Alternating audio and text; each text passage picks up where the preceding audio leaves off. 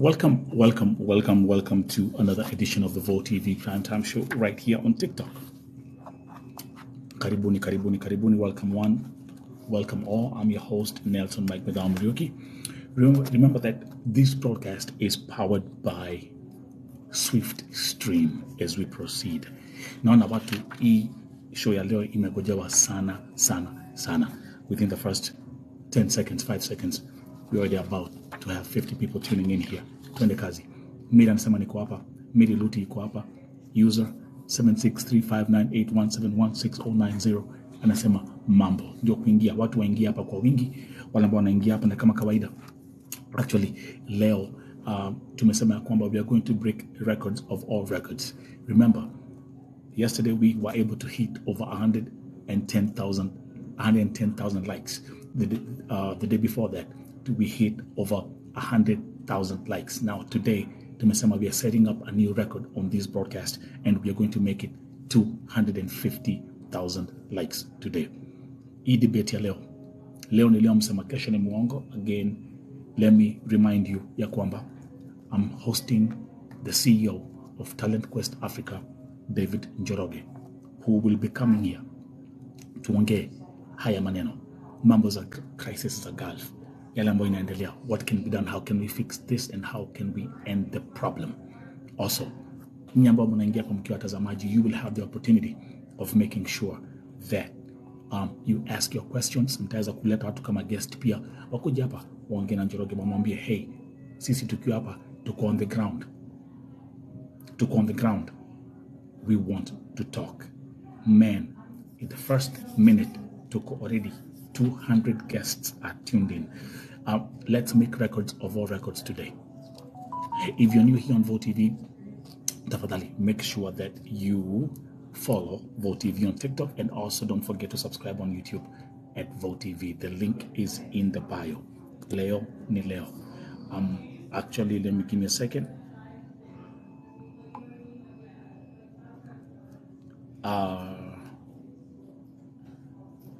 Let me actually nimtumie. That's Njoroge.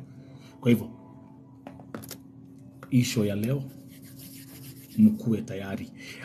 Let me see ni wangapi ambao wana watch wakiwa Gulf. Kama uko Gulf, be my guest. Inua mikono juu. Wangapi? Mbele Kamau, it's 250k likes today, not 250.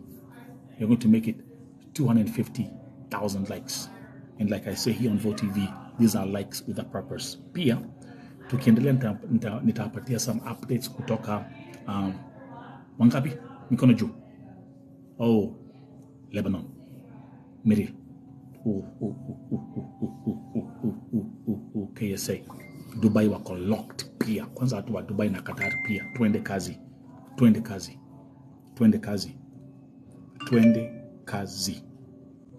Okay? Twende kazi.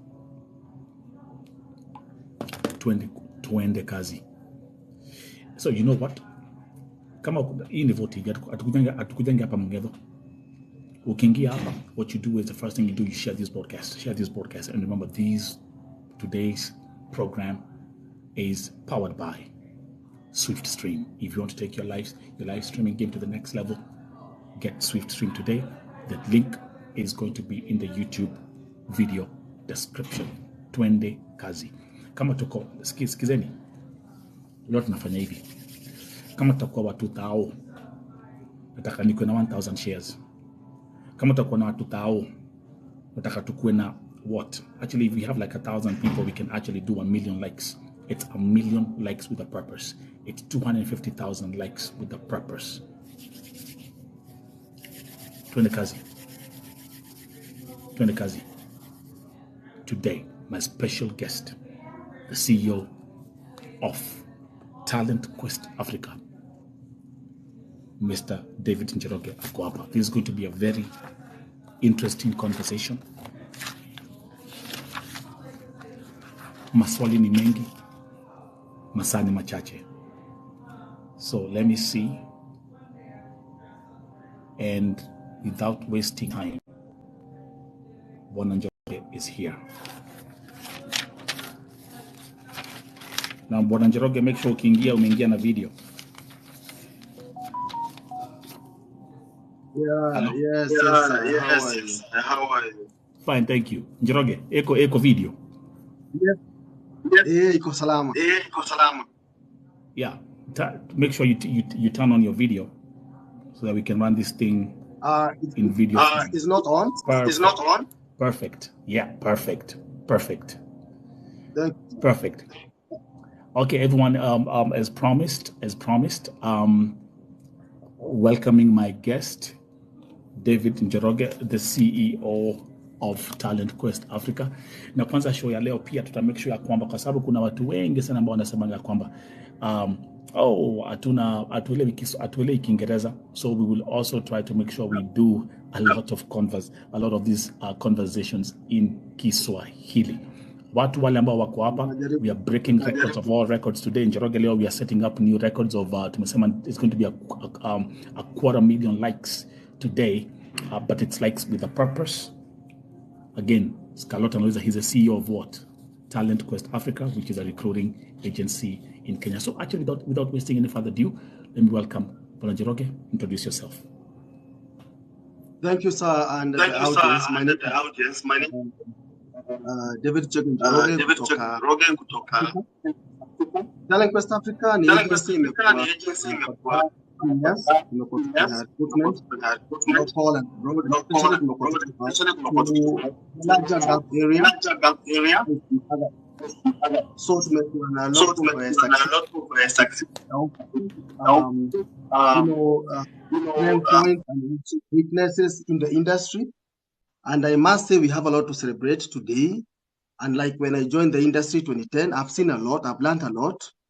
And in some instances, naangalia back nasema, maybe here we could have done more as a country, as an industry, maybe we could have done more. But so far we have a lot of success. And the challenges that are there, the ones that are known or unknown or anticipated, we are always ready to listen to them and to act on them. But it's a very fulfilling industry. Nimeona watu wengi wamejenga dhuru kwenda nje, nimeona wasanii wengine wamenunua mauba, majamaa wengine wamejenga, wengine wameanza mabiashara, wengine farming. It's a very fulfilling industry. Ukipata na mzazi kwa street anakuambia niaje, nilikuja ofisi yako 2012 nikapeleka msichana wangu, sasa msichana amerudi, akona biashara, akona watoto, and you feel good. But also, this is a two-way train. Sometimes ngine anakuambia nilienda sikufaulu ikakuwa hivi na hivi na hivi. Is a conversation that we need to take, na ni safari tumeanza. Na sometimes safari haikosi kona ama mteremko panda kushuka, but we are ready. And of course we thank VOTV because it has brought us to speed, what has been happening. And some of these things ni vitu ziko in the back street, hata sisi hatujui, maybe we are so busy with our life, kutafuta biashara, kutuma watu nje, kwenda Ministry of Labor, kwenda tu kila pahali. So we are happy that VOTV is here. We are happy that Kenyans wako huko nje wanafanya kazi, and we are happy to engage. Tuulize hii kiatu tumevaa inatutosha ama kama inauma wapi, and what do we need to do? So hakuna kitu tunafaa from today or from any other day tuweke under the carpet. Wacha kila kitu iko juu ya meza, tuongee, tutafute cure, tutafute dawa sisi wote, because hawa watu wanafanya huko nje ni wa Kenya, hawa watu wako Kenya, wa Kenya watakwenda nje ni wa Kenya, wote ni wetu. So I'm happy to be here, and of course these discussions should be very free, no hard feeling. Wacha tutafute cure, na of course wale wanafanya nje huko tuambie you can do more than that. The sky is not the limit. Okay, just for you to see what's going on. Thank you for that introduction. Bwana Njoroge, let me tell you something. I actually thank you very much for coming here. Just coming here and being able to say, I'll face Nelson Mike Medao Muriuki on VOTV and Niweko kwa kiti. One thing I'm going to say, hey, my brother, it's not going to be easy, but we will make sure that we have this conversation. We need this kind of conversation. Let me also thank you again. You are actually the only second agent Kenya ambaye amekuja kwa VOTV to talk to me directly about Ayamambo. So I don't take this lightly. Now, let's actually do the introduction. You just came back from Saudi Arabia. Tell us about your trip. Yes, sir. This is my that time kwenda Saudi Arabia, nimeenda mara ya 3. This time vile nimeenda nimekaa kidogo around 12 days. Na nilikuwa na a lot of time because nilienda tu conference moja, and then nilikuwa na meet companies, And then after afternoon hours, I had enough time to meet Kenyans. Nili meet Kenyans wengi. Sikujua by the way Riyadh iko na Wakenya wengi hivyo. I mean, I was shocked. Tunaenda mahoteli napata Kenyans ni wana serve, wengine ni managers and drivers. So there's a big community rather than vile nilikuwa nafikiria. Tukaenda another town, I mean another market. Nikapata there are more Kenyans than I thought, and I was surprised kwenda kwa street. Nikapata black people. Niaje, wakanambia niaje. So I mean I was happy for that because I thought Wakenya tu ni housemaid wako ndani, but tukienda mall I saw some people and I noticed they were Kenyan. I also saw some Kenyans wakiendesha the big buses, the new buses were introduced, even though on trial. So the country is very vibrant. And by the way, when I went to downtown Riyadh, the streets ukienda is more of New York, I mean, or Chicago. I mean, watu wasione kama Riyadh, Saudis, nika kitu kadinji or something, our media sometimes. So I was very happy, and was also very happy to meet some Kenyan. Tukakaa kwa hoteli tukaongea sana. I discovered very positive news, but I also discovered some negative news. They are all our news. They are our people. We need to talk about it. And of course, we cannot put everybody in one container. But nilisoma sana, by the way. See, kama any other time we go, either unaenda na government, mkotuko mikutano throughout. This time I had enough time to talk to Kenyans. Na nilisoma sana. And there is need kupongeza wale wana do very well. And there is also need kukosoa wale, in my view, I think they are not doing very well. Wengine wamejipata kwa shida na wengine wajitakia tu, or wengine due to kuhaso, they push their boundaries a little bit too far. So they are all kind of Kenyans, but they are there. They are fighting for for the destiny, and I'm happy to see them.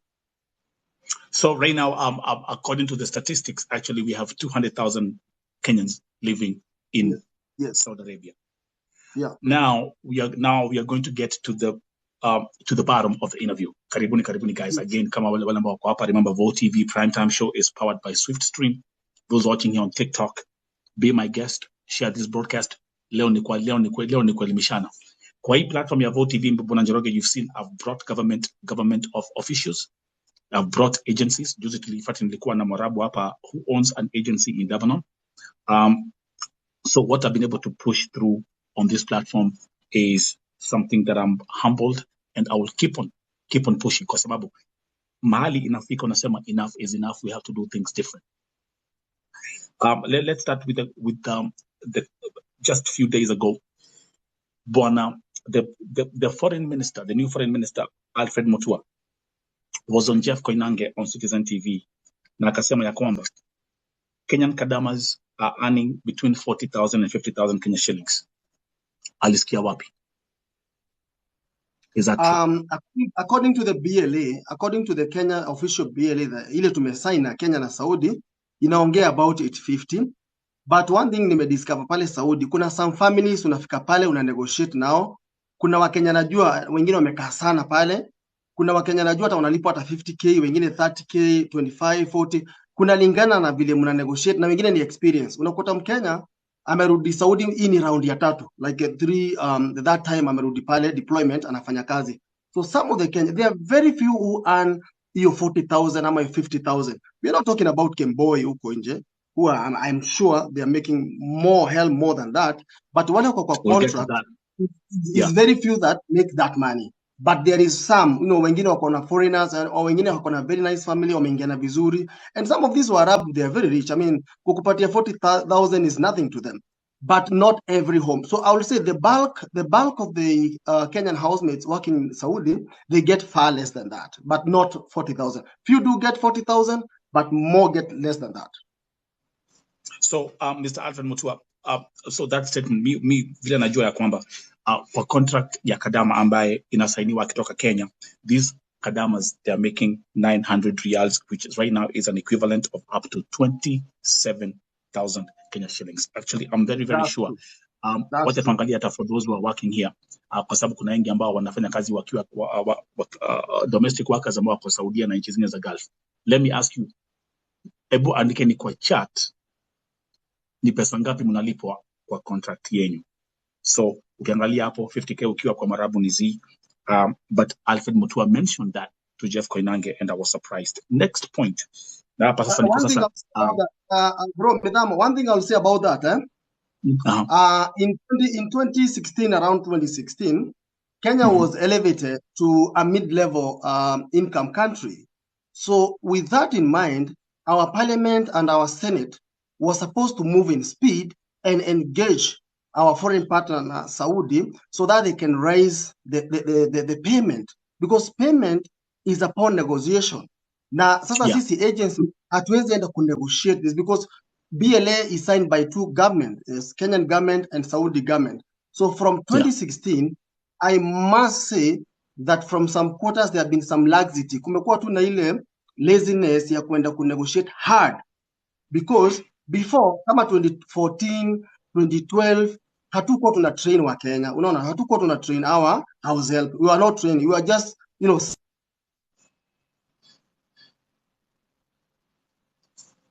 Okay. I see Mr. Njoroge sending them. But right now, and also I feel from 2016 we are a bit late to negotiate na mishahara ikuwe juu. So hii mshahara ya 900 hairidhishi. Unaona, even me hata nikituma mtu na hiyo 900 bado nasikia umse housemaid anafalipwe more than that, ile kazi wanafanya. And you know sometimes what happens, tukienda Saudi unapata wasichana wetu, let's say hiyo nyumba ako na Mfilipino, just for example, unapata msichana wetu juu ni Mwafrika, sorry to say, anapewa majob mob kuliko huyo Mfilipino. Lakini angalia, unaona Mfilipino analipwa more than mtu wetu. So some of these things lazima tuongee na lazima tuambiane ukweli.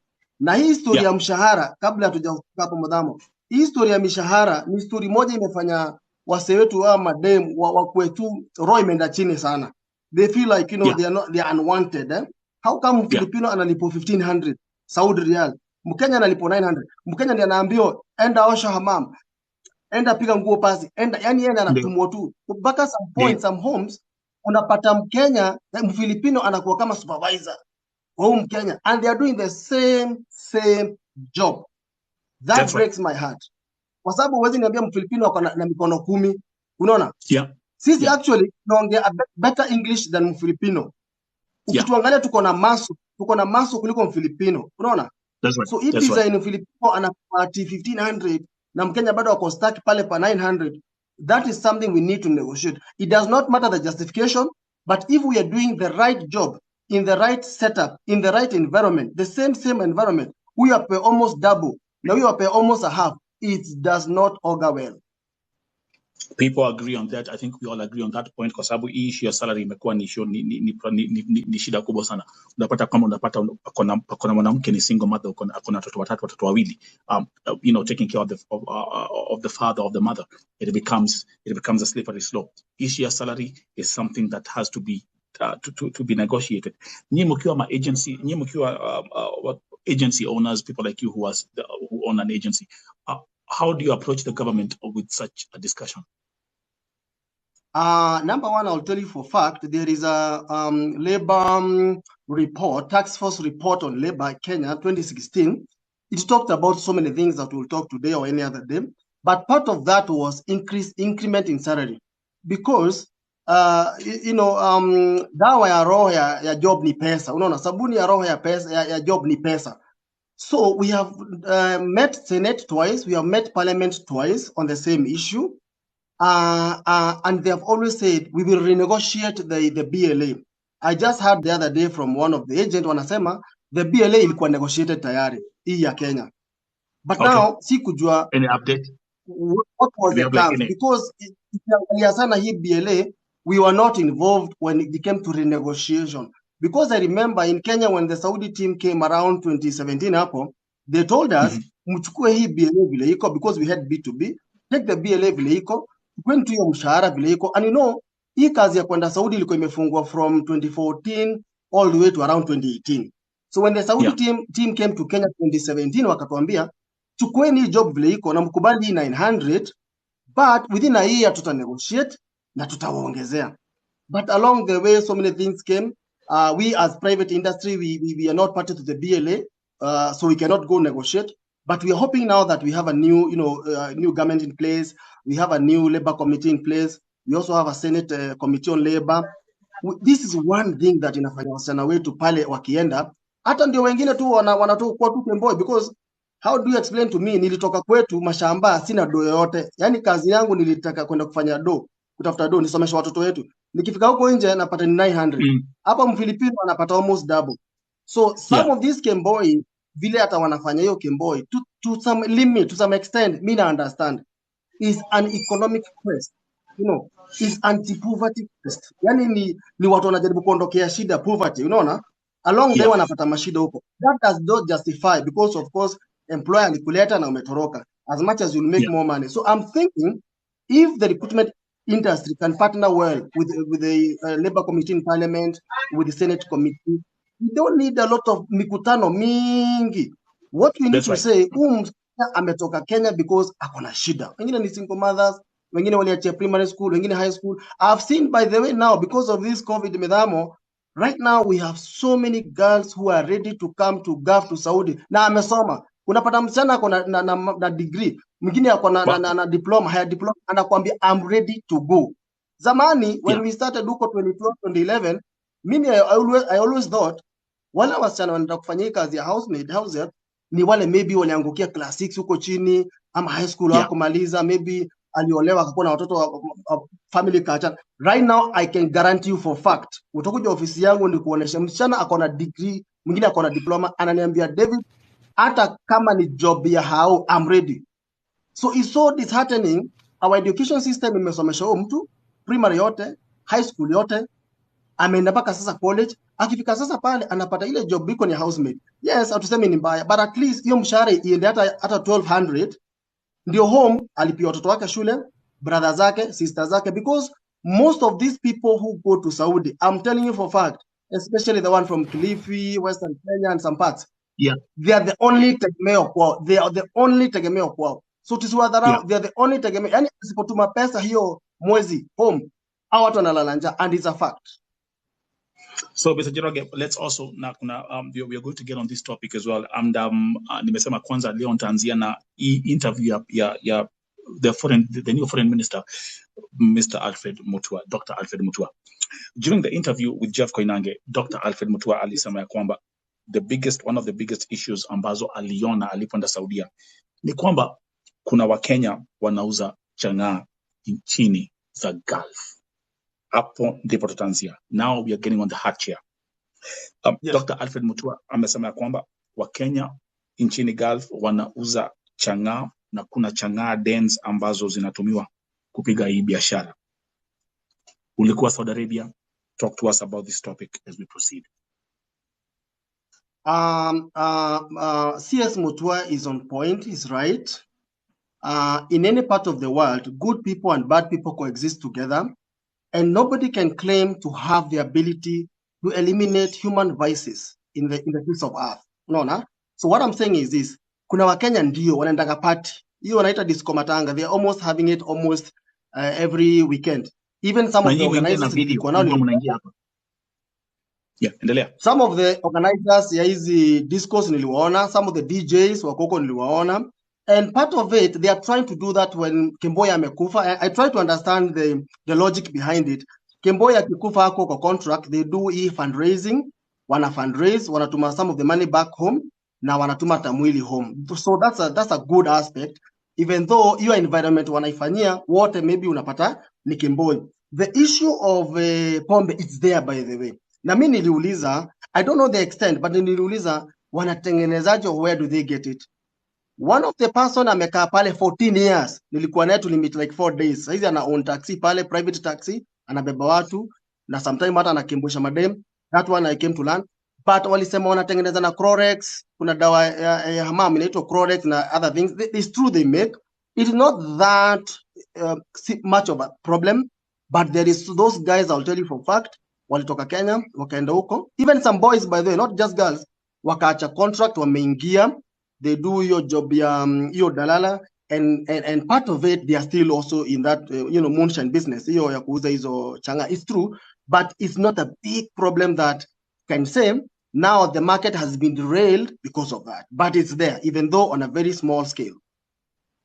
Now, I've realized in your conversation again, Dalala na Kemboi umetaja mara mingi sana.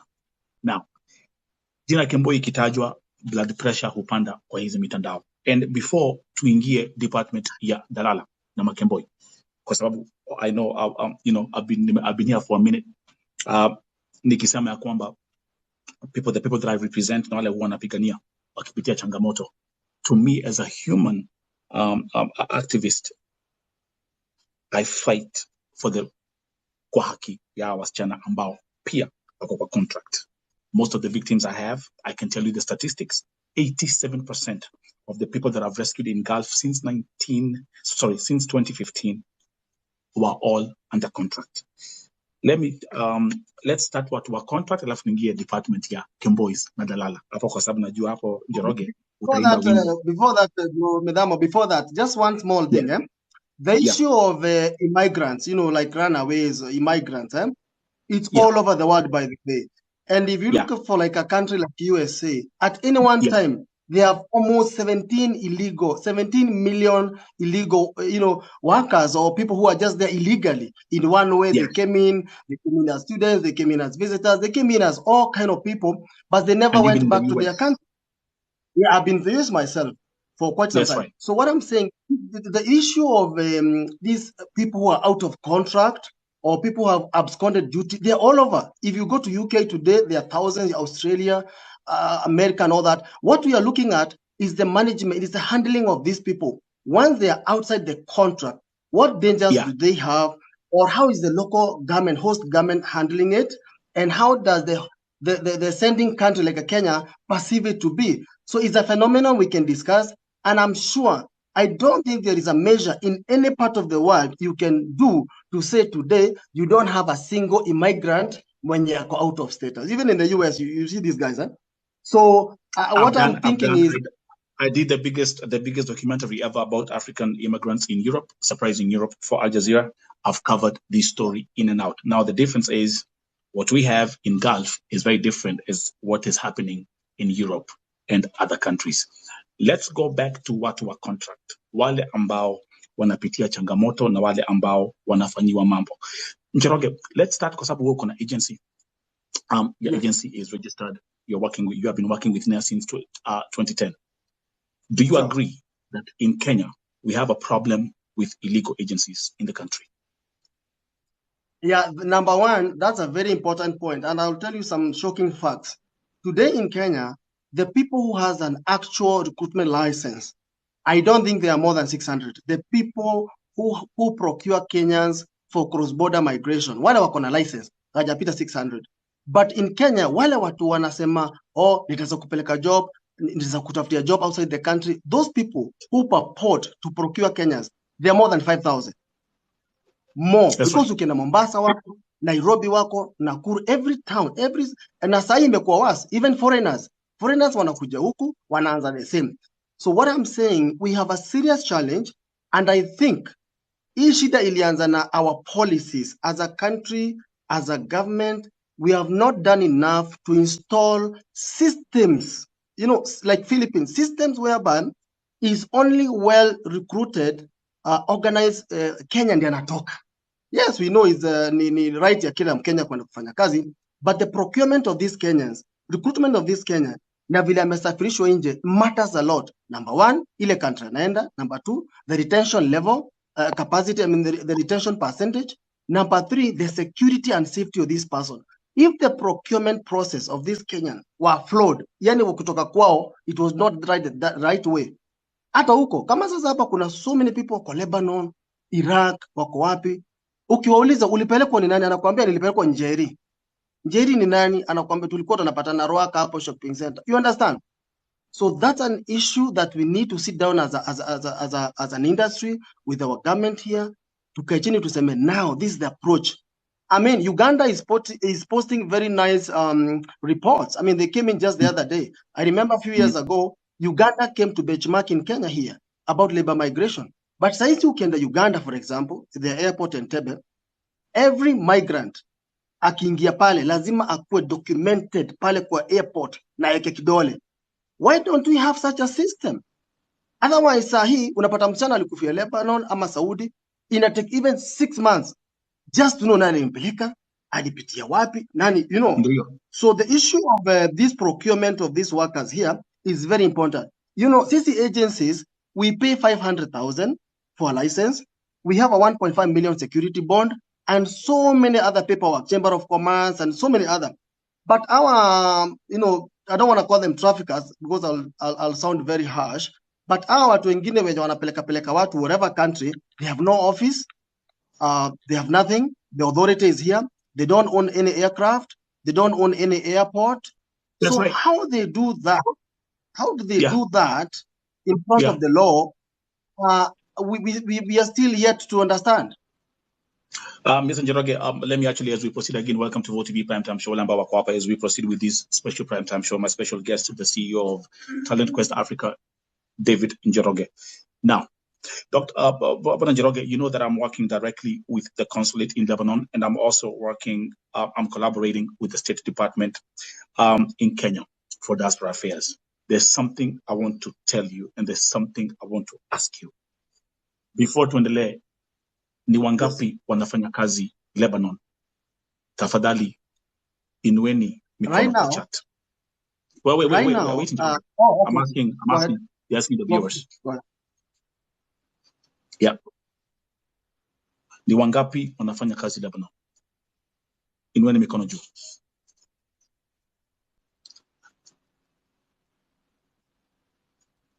Okay, Mary Luti, kwanza ulikuwa na kesi, you had a situation.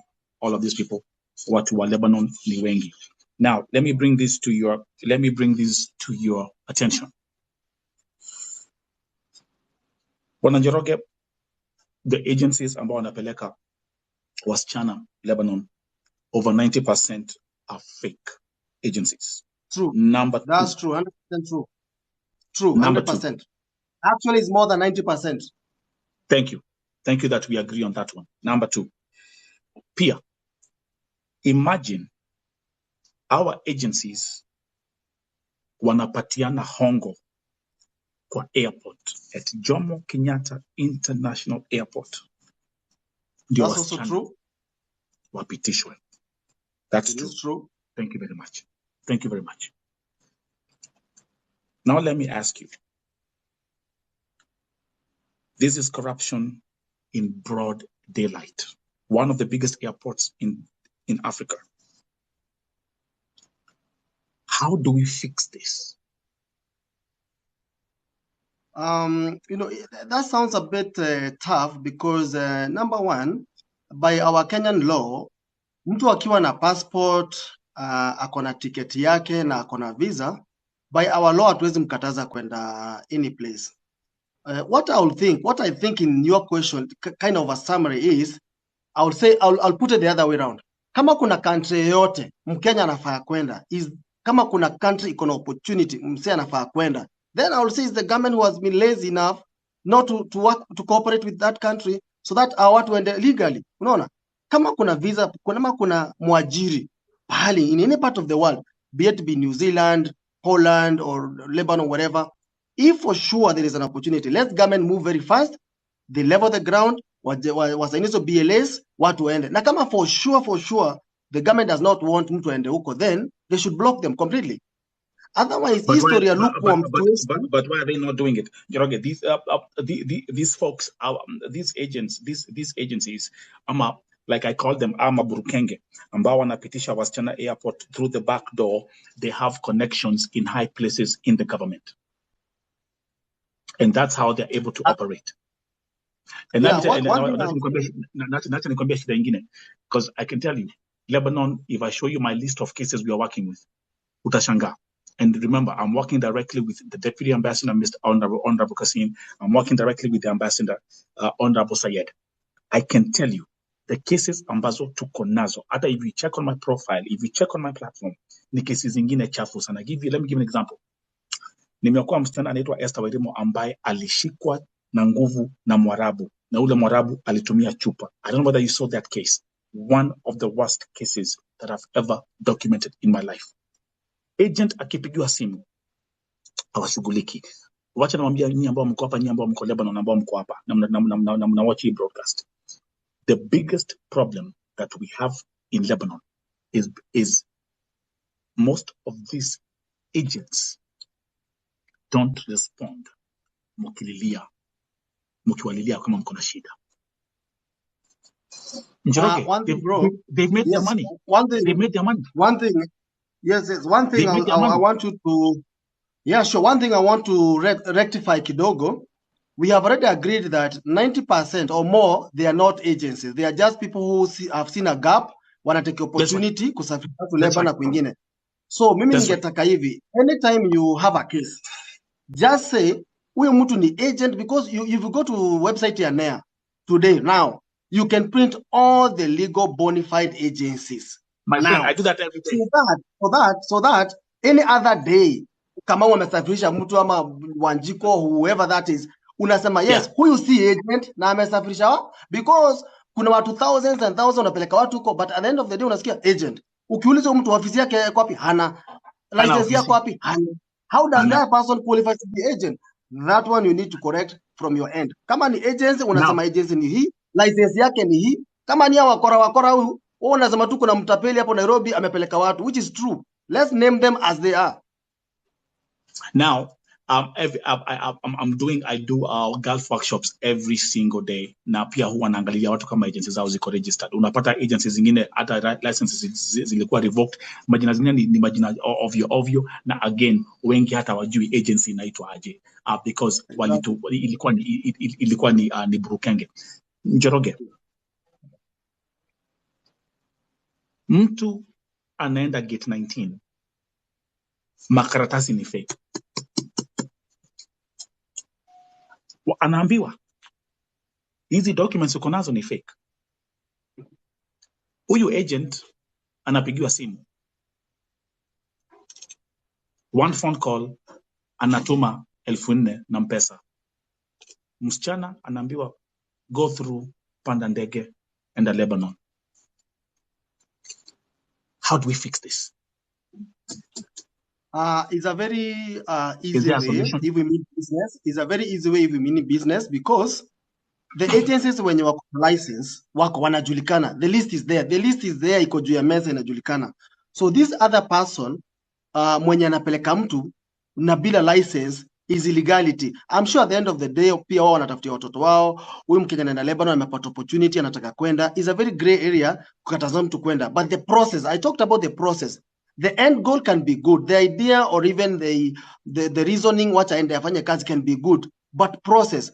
So now, unless the pale immigration waseme, we will only handle watu wenye wanaletwa na agency mwenye akona na license. Even me, I ask myself, ukienda airport, unapata agent mwenye akona karatasi na license ni moja.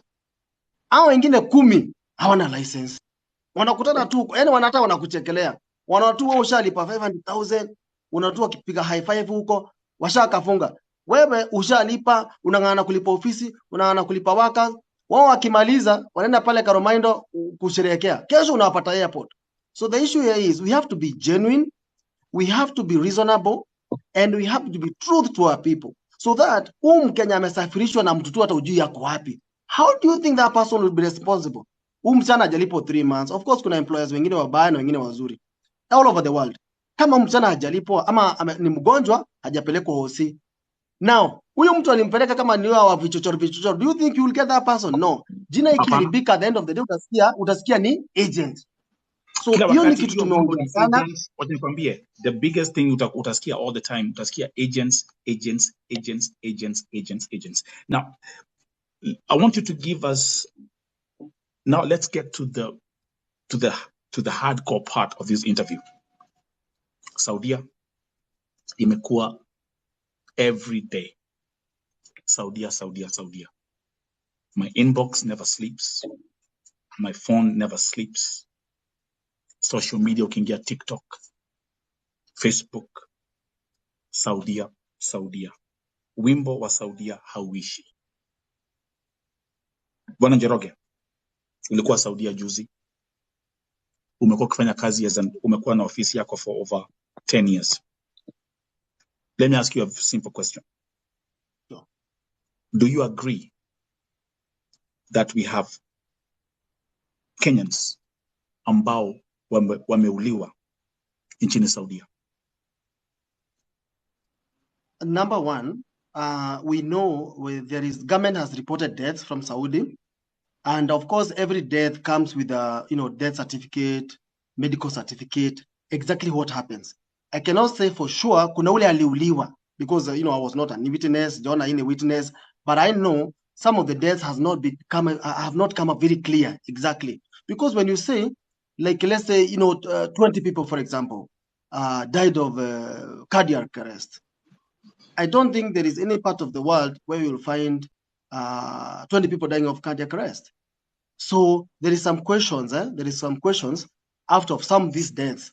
But now we depend on the host government to tell us the cause of the death. They're the one who does the pathology, all the process. But one thing I know for sure, for fact, some of the deaths have come up in the process of, abortions, illegal abortions. Some of them. I'm not saying, I don't know the percentage, but I know for fact some of them. And some of them could be natural death because people die all over the world, even the US, the UK, people die. But we don't know also what percent. Some of them could be out of stress or this cardiac or even AC, wanaweka AC juu sana, usiku anashikwa na hiyo pneumonia, hypertension. But we cannot allocate niseme, I know for fact, Wanjuru ama Njeri or Husna aliwawa. That one I cannot say for fact because I don't have the facts. But it's for And that's sure why you have me here. More information to some of this. And that's why you have me here. Let me ask you simple questions, because this is one of the part where I've always said that the agents in Kenya have failed humanity. Do you know, does the name Beatrice Waruguro sound familiar? No, I heard it on your news. Okay. Beatrice Waruguro alisafiri nchini Saudi Arabia mwezi wa March, stayed for 1 month. Alikuwa akilia kwamba ile nyumba walikuwa nampangia maovu, agent hakumshughulikia.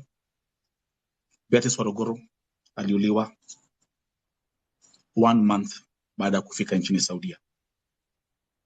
Mwili wa Beatrice Waruguro, one of the toughest cases that I've ever had, uliwekwa mwaka mmoja.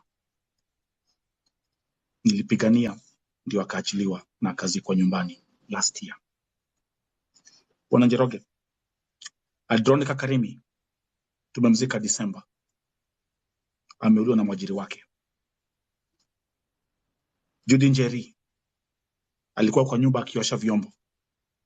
The son of the employer walked in the house na shoka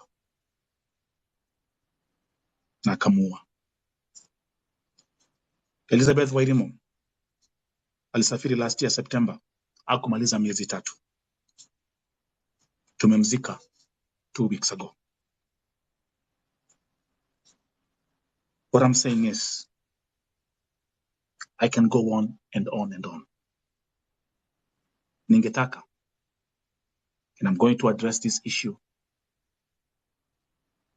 to you and on behalf of other legal agencies in Kenya. Ningetaka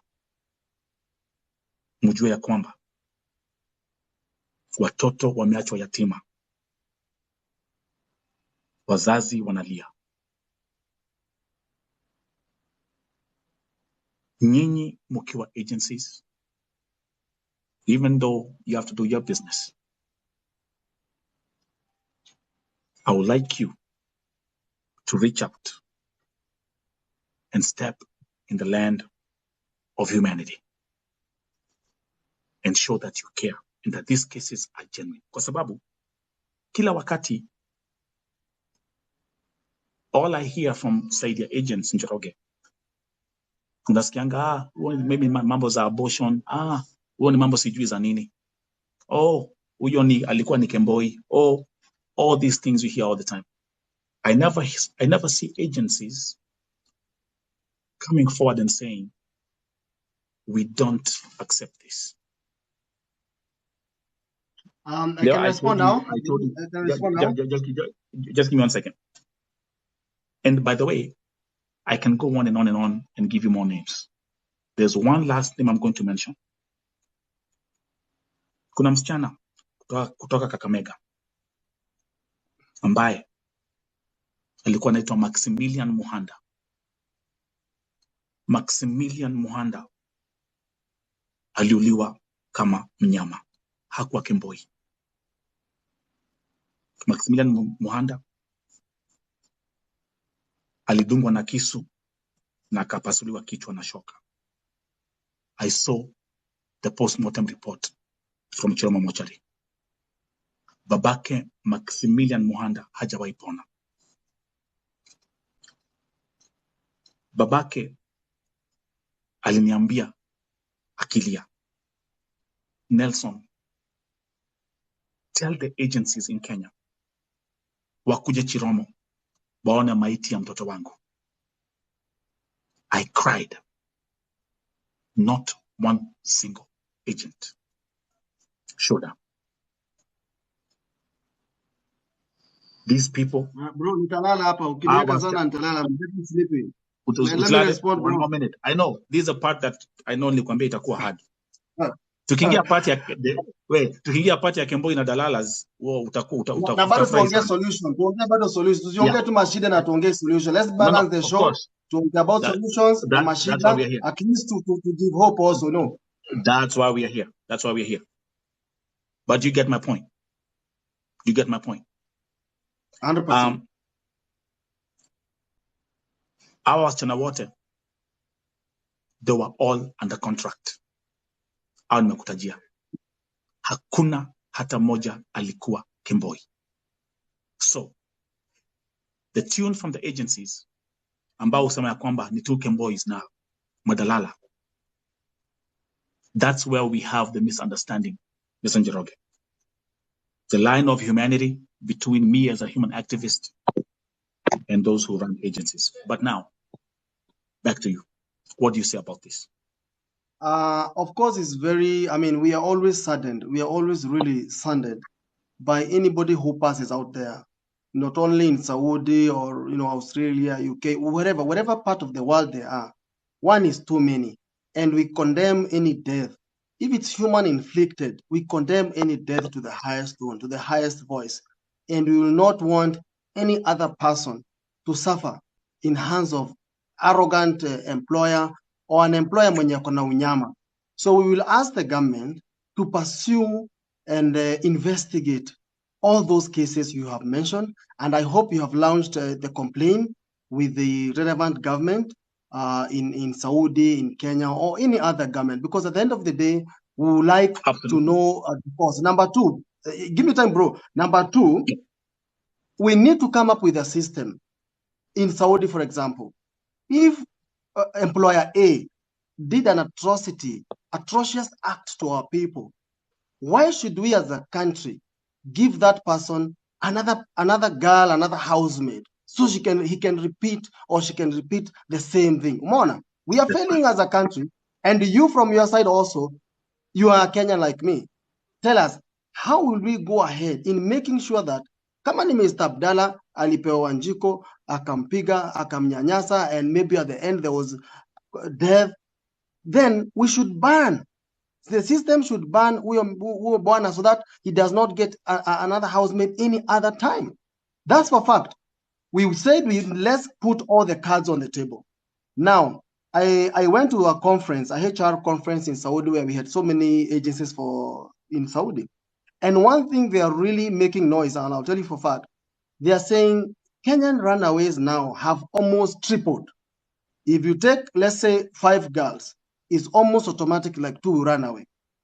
But if you compare to Uganda, they are saying they don't see as much run away from Uganda. Away from that, one agency I talked in the Saudi, and tukaongea sana akaniambia, where Kenya is heading the Nigerian way. Nikauliza, what happened to Nigeria? Akaniambia Nigeria, si ati walifungiwa ni government ya Saudi. No. Kila mteja akienda kwa ofisi zao hapo Saudi anasema, I need from this country, from this country, from this country, but not from Nigeria. Right now, I can tell you, because I engage these people, I met so many agents wananiambia, right now, hatuoni watu wengi wakikuja kuuliza house help from Kenya. And if you talk to the Kenyan agencies today, watakwambia ni ukweli. The contracts have reduced, not like 2014, not like 2012. Why?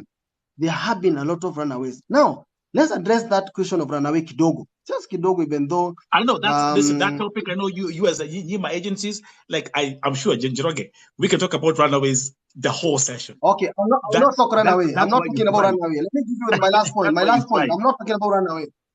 My last point now. My last point. I'm not talking about runaway. My last point. Yeah. Now, Philippines and Ethiopia have come up with a very nice system. And what they have done is to use the local Kenyan diaspora. Like you find Philippines in all the small towns, Jeddah, Dammam, Alcoba, Riyadh, those small towns, however far it is, they have a local, they have a Kenyan local or their nationality local. Embassy inampatia makaratasi, inampatia gari, either haya ama nini, so that huyu mtu akiwa in any distress case, imesemekana huyu town tudogo tuko mbali sana, wanajua this town we have Kamau, that town we have Hussein, wanampigia tu simu niaje, enter to this location, ona msana anasema nini. That's the system I'm proposing to Kenyan government, because sometimes we may not as a country be able to send labor attaché in every small town, tumfungulie ofisi, tumjengee consulate. But the Kenya, like in Saudi Riyadh, I met some nice Kenyans who are there. Akina Saidi, Akina Faith, so many good people there. And they're helping the embassy. They have been doing that. So if these people can get some recognition, Damam tutafuta wase wawili wako hapo. Jeddah wase wawili, wa Alcoba huko, so that in case there is a need, these people can respond very quick. Otherwise, don't tell me one labor attaché akiwa Riyadh, he'll be effective kusaidia mtu ako Jeddah, which is 12 hours away drive, unless he's a magician. The CS, our able CS said we have almost 200,000 Kenyans. You just tell me. Yeah. 200,000 Kenyans to be served by one labor attaché. Unless you are a magician, I don't know how you can do that. You understand? Doesn't so work. We need to look at our safety and welfare. We cannot say we are guaranteeing and we are offering safety for our people when you have only one labor attaché. Philippines, they have around 147 labor attachés. They're scattered all over, wako na 250. And then the Philippines wamemeka law. Ukipotea Kembo, you are on your own. Why? They have offices almost every other city. So kama uko na shida kuja kwetu, kama huwezi tufikia, tupigie tukukujie. So as much as we are saying there is a runaway, we must look at wanapotea kwa nini. Of course, some of them, they run because of money. But wengine, they have no help at that hour of the need. They run away. That's a point. So how can we reduce that? Mule mtu ako na shida, amefungiwa kaka room, huyu jamaa ako na gun. Because we are not saying that we close Saudi. We cannot manage to close Saudi. Saudi is one of the biggest employer right now in Kenya. It's the biggest actually. And for many years, it's the biggest. So let us look at huyu Kemboi anapotea kwa nini. Instead of criticize, kusema tu alipotea. In the first place, alipotea kwa nini. I think that's the reason we need to discuss. Njoroge, unaweza kaa kwa nyumba uangalia kifo na macho. Now actually forget about even right. Okay. Of course no, but if there was some help, apige tu simu moja within 30 minutes, mtu wa embassy ya kuyapo ama Kenya diaspora at least they can help. Okay, now let's look at this thing again from another completely different perspective. Do you agree ya kwamba kuna agents ambao, I'm talking even the one who are actually genuine and they are registered. Do you agree there are agents that neglect? Wakipigiwa simu, msichana akilalamika, msichana akisema napitia, nasumbuliwa, nashikashikwa, naona hizi mambo, agent anakataa kumshughulikia. Do you agree we have these agents? 100% I agree. 100% I agree.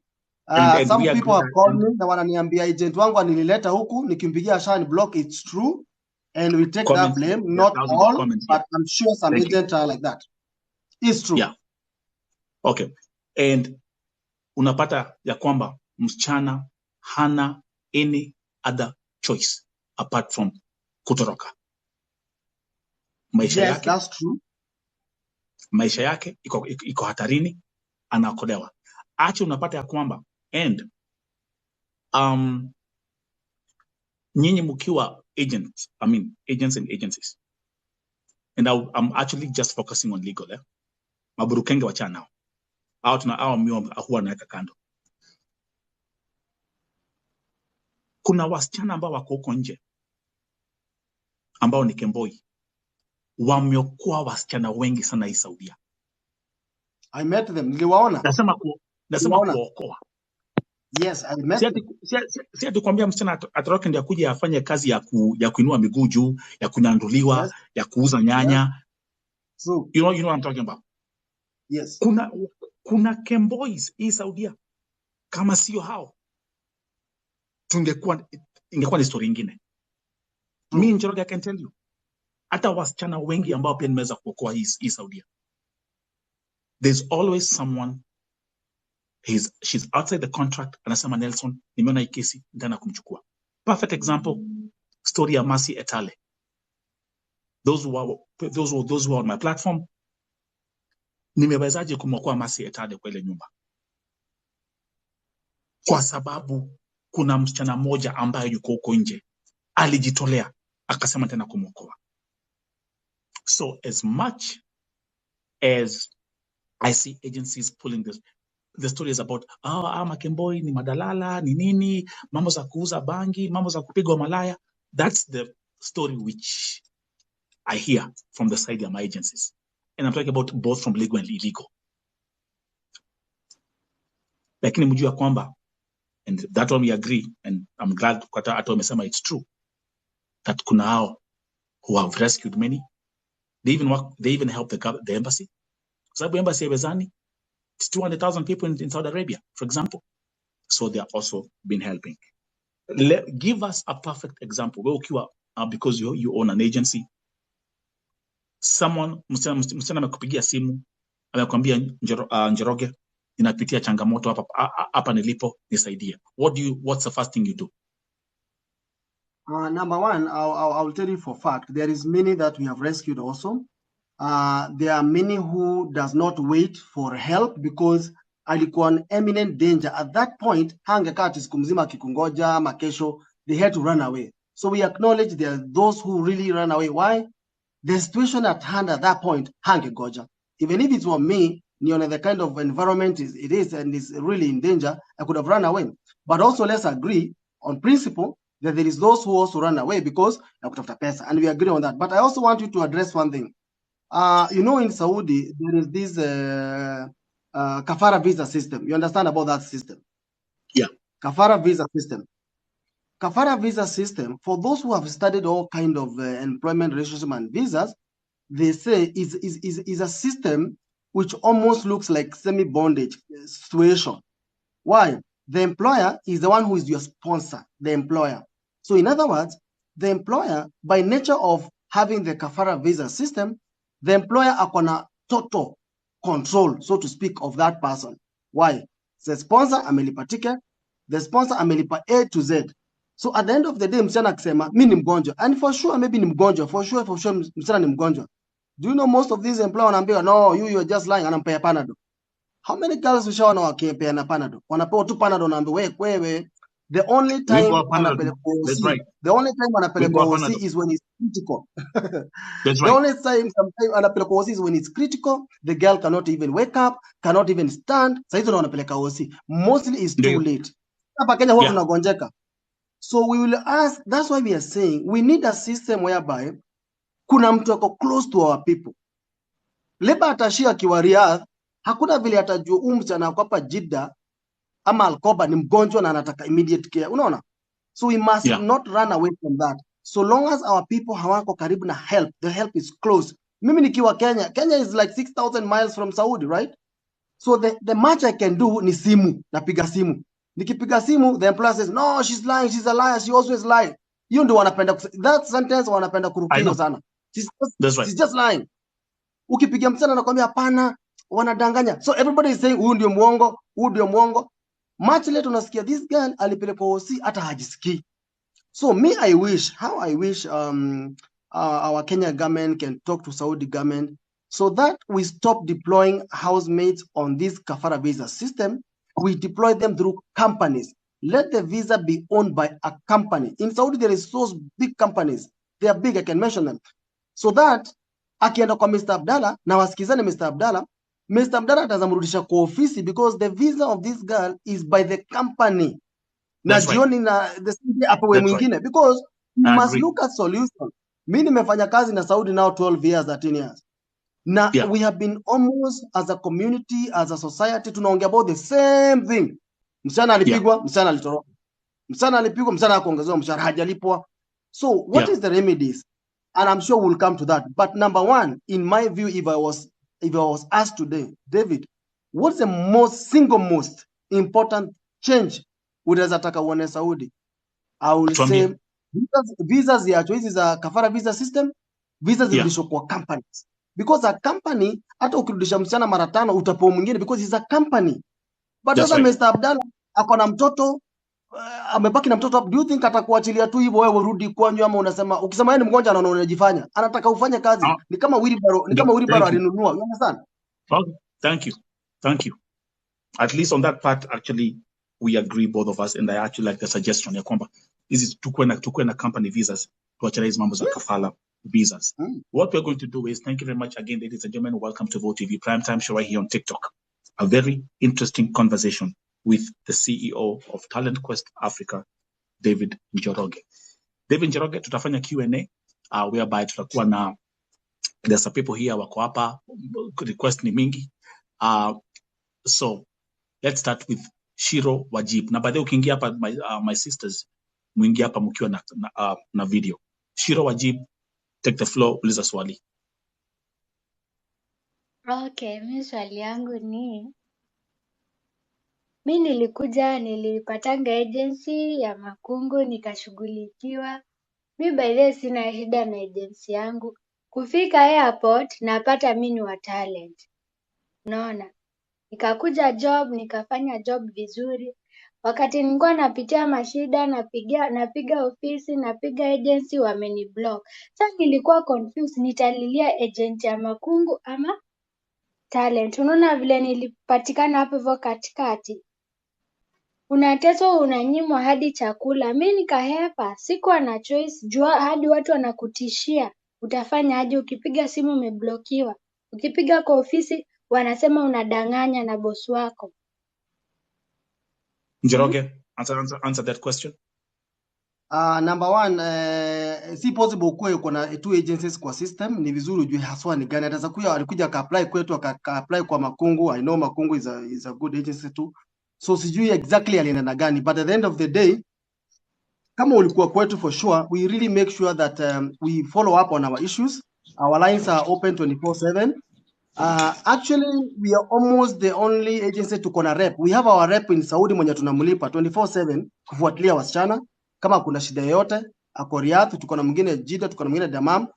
As much as wanafanya kazi zao, but tunawalipa. Ile problem uko na msichana wetu wanaenda pale. The embassy has been accommodative in the sense that personally nikiambia ni Batashi msichana wangu ako na shida, ananijua atakimbia. Why? Because at least there is that long relationship tumekuwa nao. So we don't wish that anybody ako na shida na akatae kutuambia. Ukipiga simu yangu maybe it's off or ya ofisi, call me, do our email or something, make sure we get in touch. But you need to check from your Musanad, by the way, because kila mtu akija Saudi sasa ako kwa Musanad, hawezi kuwa na Musanad mbili. You must check kama uko kwa Musanad ya Makungu ama uko kwa Musanad ya Talent Quest Africa. Mimi imagine mimi kutoka Kenya kabisa nilikuwa najua mimi ni wa Makungu. Kufika airport kuangalia contract yangu naona ni talent. Mimi hata talent ofisi sijui. Mimi sijui chochote hadi nikachanganyikiwa. Haya, nilikuwa nimeandikiwa pesa, nilikuwa nimeandikiwa hapo kulipwa, sio yenye nilienda kulipwa. Siku nalipwa hiyo mwezi ya kwanza, juu nililipwa kutoka date tulikuja mpaka date ya mwisho ndo tuanze afresh. Mwezi kianza wananiambia ati si hivyo, tunalipa vile si tuliambiwa, na imeandikwa kwa contract ilikuwa 1000 na nalipwa 900. Unaona? We would like to get the number of the girls. Tomorrow we'll follow up with the labor attaché so that at least we get to know. But it sounds like the girl was trafficked, you know, kama hakuja kwa ofisi zetu, alipataje karatasi zetu. So that one we need to check. Imagine hadi nilishangaa. Juu mimi nilikuwa najua ofisi ya Makungu, nilikuwa naenda kufanywa. Kufika hiyo siku hata nimechanganyikiwa na threateniwa, unashangaa utapiga mwenye alikuleta, unampigia hadi amekublock. Unaona? Wow. Anajua mwenye alimpeleka agent anaitwa nani, mwenye alimpeleka airport anaitwa nani? Mimi alikuwa kijana mimi, mwenye alitipeleka si mwenye alikuwa ananishughulikia. that will lead us to nowhere. Usiseme tu mtu alikupeleka ni kama alikukota pahali. You know, be careful also, get to know things. Usiseme tu nilipelekwa hata ujui ni nani, you know. Anyway, achukue namba zetu. We are willing to follow up because of course we cannot, tulisema kila kitu tuwekelee juu ya meza. Shida zote ni zetu, mazuri yote ni yetu. Tutatue, mpatie namba yangu so that tomorrow we Goja Shiro, wait.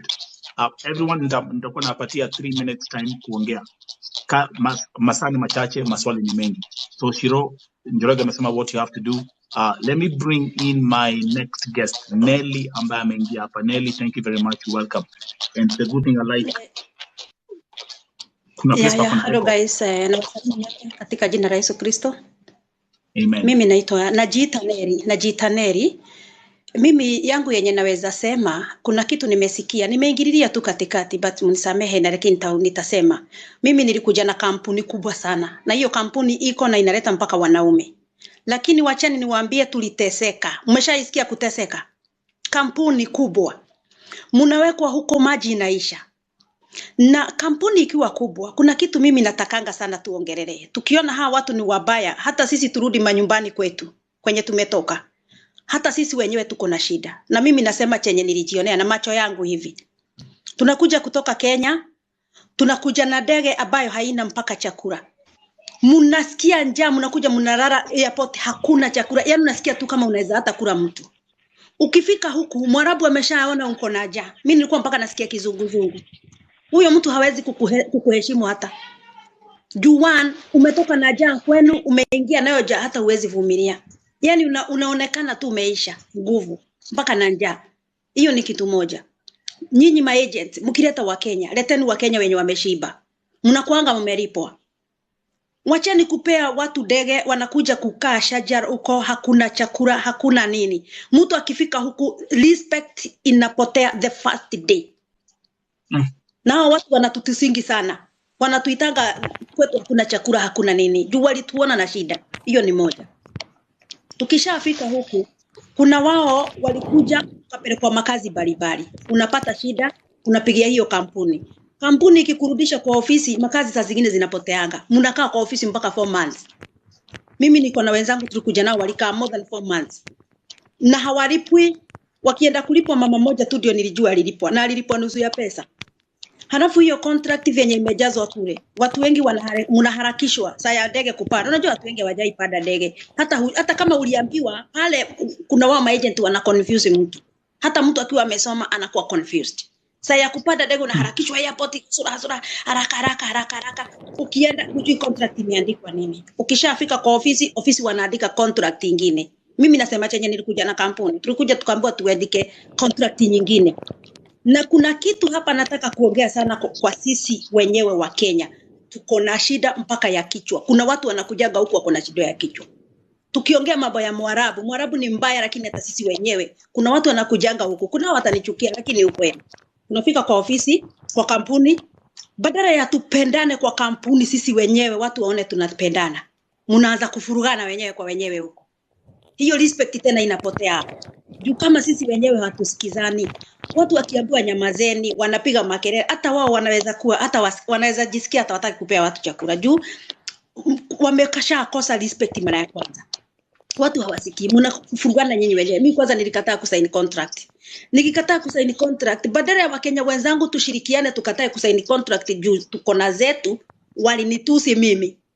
Mpaka mimi nilikuwa naambiwa sitapelekwa mpaka na bodaboda Kenya na wa Kenya. Na wananipeleka kwa ofisi wanasema huyu bona hakusaini. Tukapewa pesa 300. Okay. Yani 3 minutes. Wait a minute. I can say something, Go back to you. Your member your contract especially. Yes. Our Somi contract contract for airport. Yes. Kuna kitu moja I was to say. My light here, schema. Now, I want to propose something, and this is something that tunataka to propose kwa our parliament, our senate, that tukuwe na like 3 receiving centers. Tukuwe na 3 receiving centers. Moja iko Riyadh, ingine Dammam, ingine Jeddah. Receiving centers means wasichana wakitoka Kenya wasiende direct kwa employer. That is very wasiende direct kwa employer. Wafike Kenya, wafike kama ni Riyadh, hiyo receiving center ya Riyadh, mtu asome contract yake, wote wako kwa system, wote wasemekana wanajua kile wanaenda kufanya. Wacha employer amkujie kwa receiving center. Employer akimkujia hapo, uone ni huyu, msikizane, muongee. Otherwise, unakuta msichana hapa Kenya hajasoma contract vizuri ama harakishwa for whatever reason. Wasichana sometimes ofisi ni wengi, hajasoma.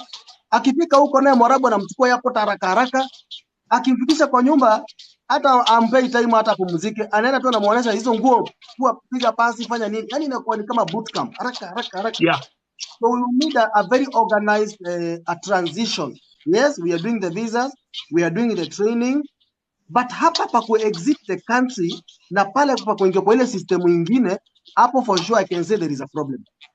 Because msichana wengine wanapewa document kwa airport. Sometimes it happens that msichana mwingine alikuwa Mombasa, umemngoja kwa basi, ndege karibu iende, mnaombea shukia Mlolongo, chukua boda tupata na airport. It happens. Akifika pale hana hata time ya kusoma hizi vitu. Now, akifika the other side, employer ampay time hata ya kubreathe. Remember, Medamo, when you went to US the first time, you felt upside down. Una feel too lost. Na utakuwa lost for like 3 months. Now, msichana amefika Saudi, hata ajui jua inatoka wapi inaelekea wapi. She feels upside down. Employer ana ile kitu inaitwa assimilation. Unaona ile intake, ile training. It's like you go to a company. So you're oriented for like 3 weeks, a month. Kule hakuna orientation. So what we would like to say, we to introduce, because labor migration, it's not written on stone.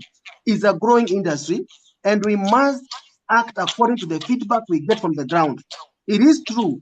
Hiyo ka process hapo kakuwapeleka is not very smooth. That one I'll say that.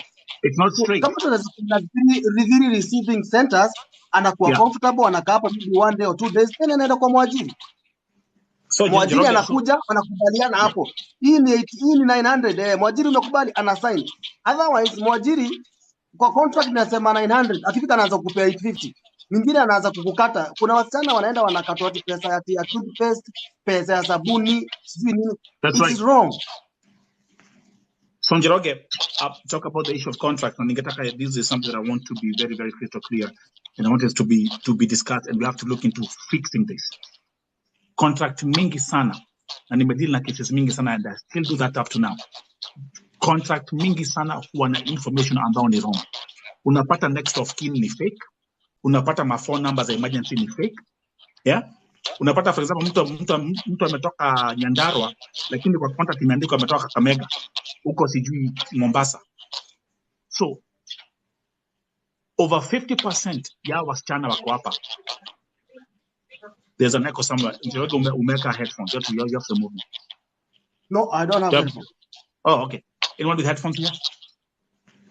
No. But there is an echo. It's true. Kuna echo. Ama ni mimi? Yep. Yeah, there's someone with headset. Just move it, please. Let me drop and come back again. Okay. Sina earphones, but maybe ni connection yangu imekuja na echo. Okay, sawa. Talk alafu by the way, I need you, Shane, because you're in Kenya with the empowerment program. Medamo, that is your contract. Just 1 minute. That is your contract. Kuna pali poa wananishinda sana. Kwa hiyo kitu ya contract hiyo, you get inasema the contract says the employee must get ample resting time, right? That's right. So ample resting time ni gani? Ni how many hours? Unaona? Haya, number 2, these homes hawezi waandikia roster, duty roster ati mulale saa 4 yote na kesho muamke saa 1 wote. It cannot happen. Haya, but the contract, it says the girl must have, I think, 8 straight hours. So how do we enforce that? Na sisi kama agent hatuwezi enda kusimama kwa kila mlango tuone amelala saa ngapi Wanjiku, ameamka saa ngapi. You understand? Kuna something else I want us to look at. Unapata msichana ameajiriwa kwa home A. Akishafanya kazi yake akimaliza, wanamchukua wanampeleka kwa aunti yao, ako tu area hapo, wanapeleka kwa aunti yao. Akilalamika wanamwambia tumeenda kutembea. Akimaliza kwa aunti wanampeleka kwa grandmother. Yani ni kama kauri baro walinunua. You understand? Na msichana akikataa wanaanza kumthreaten. So that's one thing we will need to talk as an industry. that thing it's happening, it's wrong. Ati hawataki kuona msichana amesimama, you know. Hakuna off. Hakuna off na hawataki kuona amesimama. So that one we really need, and some of these employers wanakuambia we need to have a way of blacklisting some of those crazy employers because they are there. Njoro tufanye hivi. Uliza kwa sababu hapa tuko wengi. This broadcast we have a lot of people watching this broadcast. Wale ambao mko Saudia, wale ambao mko Lebanon. Hebu nikeni kwa chat sahi. Ni wangapi hapa hawapati a day off? Inua mikono juu. Just with this experiment of what's happening here. Wasichana wanafanya kazi kama punda 7 days a week, some 18, 19, up to 20 hours a day. There you go. You see this? You see this? No off. Hata wajui no days off ni nini.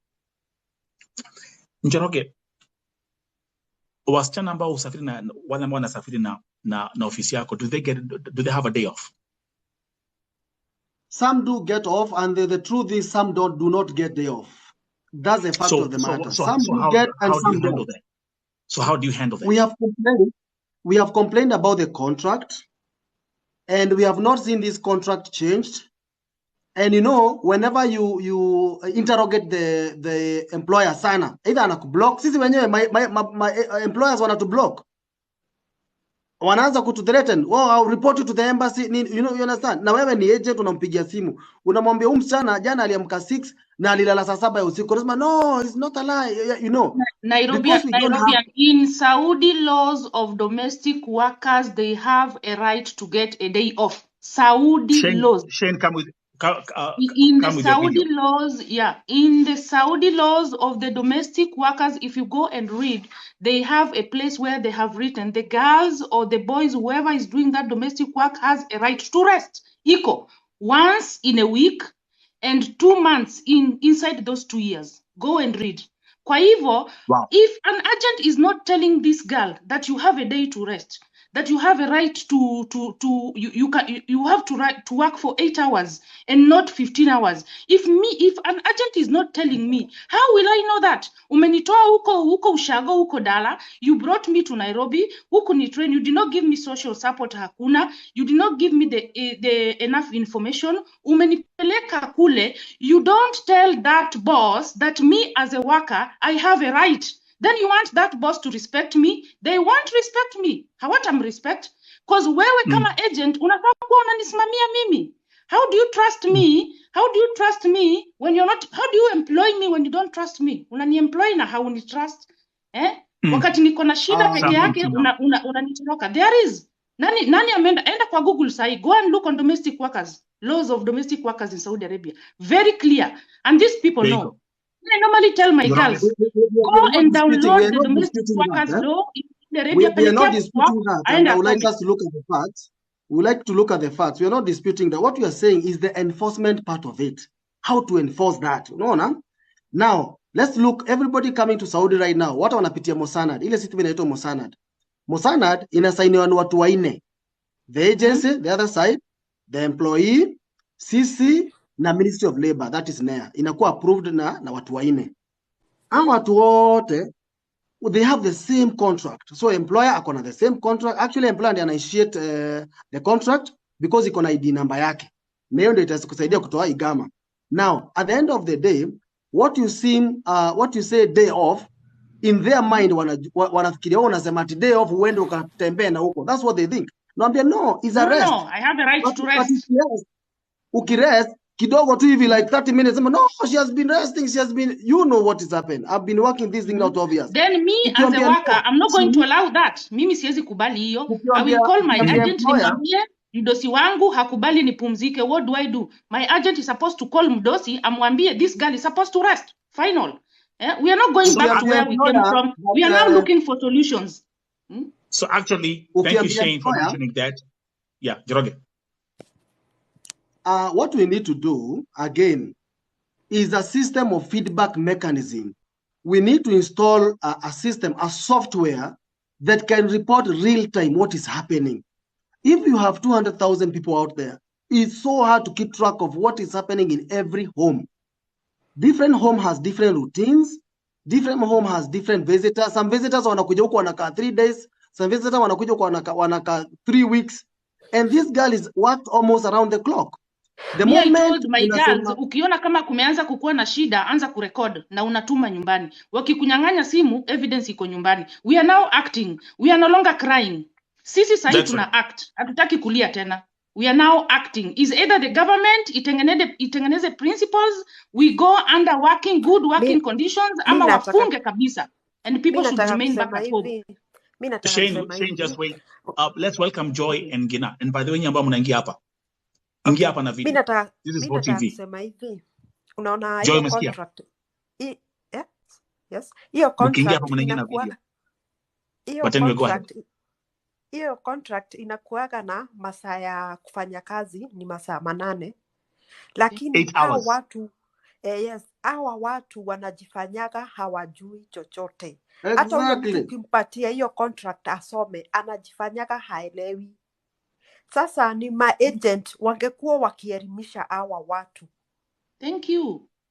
Thank you. Wow. Final. The issue of one thing Madam will say, the issue Yeah. of training. Sisi Kenya kuna training around 120 trainings, eh? Part Yeah. of what they train Training ni centers. hiyo contract. They have the physical contract.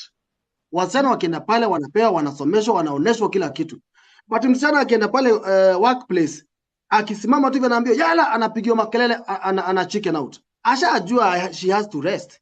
But the intimidation level sometime ana chicken out tu. Na akiendelea kutuambiwa ni aje hawa wananifanyia, mwingine ananyang'anywa simu. So we are every day in a battle. Listen, Njoro. guys. We are now Njoro. listen, Nani. Vo, I'm very sorry. We are now Yeah. acting.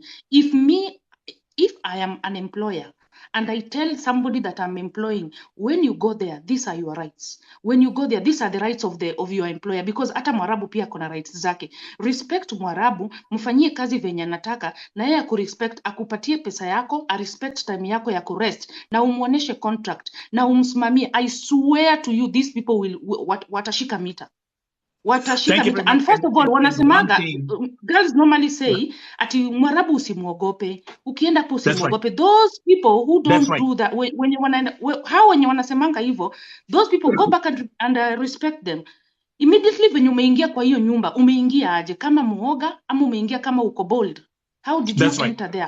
How did your employer represent you to that person? Mwarabu is a person like me, you know? Anyway, let me keep quiet, mtu mwingine aongee. No, it's fine. It's fine. One So the thing, issue. So half a minute. one thing I would like to Just say. half a minute here. Yeah. Mhm. Go ahead. Just half a 8 minute. hours. 8 hours for all kadamas. It's official in the domestic workers contract. Period. Yeah. Do you all Yeah, agree? yeah. It's the same. Mhm. Yes. Yeah. Okay. Analipwa akihome bila kuchukua leave for those 2 years. She's supposed to be paid 3 good months. For the 3 good months, akona Which- leave ya 2 years. Akona Which they don't leave do. ya 2 months for 2 years. Paid Which they don't leave. do. Which means kama anaenda November, anafaa kupatiwa kama ni 900, anapatiwa 900 mara 3. And they don't give that. They don't give Shane, that. Wananyimwa. Jeroge, Hmm? Ngina, Ebweka. Okay, let's start with a praying daughter at the top. Karibu to Vote TV Primetime Show. Swali, tafadhali. Okay, acha niwasalimie kwanza. Ngina, Yes, amuniski. ongea na uongeza volume. Kama hivyo ndivyo unaongeleshanga Mwarabu, ndio sababu nakaliwa vichwa. No. I'm telling you. Mnanisikia sasa? Go ahead. Mnanisikia? Yeah. Yeah. Kitu nasema, hao Waarabu si watu wote wako wabaya, because nimepitia challenge kwa nyumba 3. Mimi nilikuwa nafanya house to house. Uko wapi? Nyumba ya kwanza niko Saudi. Okay. Nilipitia nyumba ya kwanza shida, nyumba ya pili shida, ya 3 shida. Nikasema like nilikuwa karibu ku give up nirudi nyumbani Kenya. But nikasema Mungu, kama uliamua kunitoa Kenya mpaka unifikishe Saudi, mbona uniache niteseke? Nikavumilia nyumba ya 3. Nilikuwa nalala chini, narusha tu blanket, najifunika kitambaa ile Sikupenda kwako kitambaa mami. yenye tunapewa kwa airport kwa ndege. Sikupenda kwako, pole. Nililala 3 months full, 3 months hapo chini. Nilikuwa nashinda tu kuomba Mungu, kama uliamua niteseke, wacha tu niteseke, lakini familia Wewe yangu nakware. isaidike. Ulikuwa unalala chini ya kitanda? No, chini natandika blanket, natandika chini kwa floor, natandika blanket then najifunika nini. Na hiyo ni store, nilikuwa nalala Unajificha. store. Hiyo ni store. Hapa tunasemanga na Mimi Kikuyu the share kameda ko. Hichi ni share kameda ko, but anyway endelea. At least ikuwe ni commercial break. Uliandikwa na Mwarabu maskini. By the way, yeah. Nilifumilia Mitambo. Acha niombe Mungu anisaidie, kama hapa hivi ndio imekuwa ni hivyo. Wacha tu nilala, kozi hizo nyumba mbili nilikuwa nakula, nilikuwa nakula mapaki. But hii yenye nimekuja taka ninalala chini na kulanga. Ni mimi napika na nakula. So I feel like niko sawa. Nilifumilia 3 months ikaisha, nikarudi kwa ofisi. Sasa venye nirudi kwa ofisi ninasikia like nirudi Kenya. Kitu kingine naniambia hapana, Nancy usirudi Kenya. Enda tu job. Nikasema hapana, mimi nataka kurudi Kenya. Nikikaa tu hivi kwa ofisi, hiyo siku nililala, kesho yake boss mwingine akakuja. Sasa venye ninapelekwa huko, mwingine akasema, mimi sitaki huyo, nilikuwa mweusi. Unaona ile mali nilikuwa ni jua kali, hiyo place nilikuwa nakaa. Nilikuwa nimekaa sijui aje. Akasema, huyo watoto wataenda kumtoroka. Mwingine akasema, hapana, huyo ndio nataka, mwambie akuje. Akanichukua. Senya nilileta. Like, ni supplies. Supplies. Room. That's right. It's like supplies. That's right. Room ni smart. Nyumba nalala ni smart, by the way. Ni smart. Wow. Chakula. Ninakula chakula vizuri. Shopping amenifanyia, yani nilipata amefanya shopping mpaka ninauliza kwani alikuwa anajua like ninataka mafuta fulani, vitu za wasichana. Manguo akaenda akanibaia hiyo siku, tukabai manguo. Nikakuja akaniita tukakaa kwa meza, akaniambia 2 minutes. Akaniambia unafanya kazi morning, unaamka 6:30, unafanya kazi 7, 8, 9, 10. Unamaliza job yako, una make sure umemaliza job yako yenye nimekupanga. Unarudi kwa room yako, unakunywa breakfast, unalala. Ukilala mimi ndo nakuja kukuamsha. Ulale ama ucheze na simu, I don't care, but ukae hapo ufanye vitu zako, mimi ndio nitakuja kukuamsha. Ninaamshwa saa 9 ama saa 10. Na hivyo like ameniambia kama uko na njaa wewe ndio unaweza jipikia, juu niko na Indomie, niko na nini yangu, unaweza jipikia Indomie kwa room yangu, unaweza pika kitu yoyote. But saa 10 yeye ndiye anakuamsha na kwambia msaidie. Hakuna nutrients. Okay. Indomie hakuna nutrients. Wasichana waachane na Indomie. Hakuna nutrients. Mkule fruits, mbaiwe vegetables. Yeah. Saizi mimi nashukuru Mungu. Okay, yeah, thank you. Hallelujah. Kitu kidogo. So, sasa shida niko nayo moto. Mimi my cousin nilikwambia hiyo story tuliongeanga na wewe. Alitangazwa Citizen last month. Alikuwa anapitia shida, aliteseka. Huyo Mwarabu akamuuza kwa chilani mwingine. Huyo chilani alimteza akamrusha nje.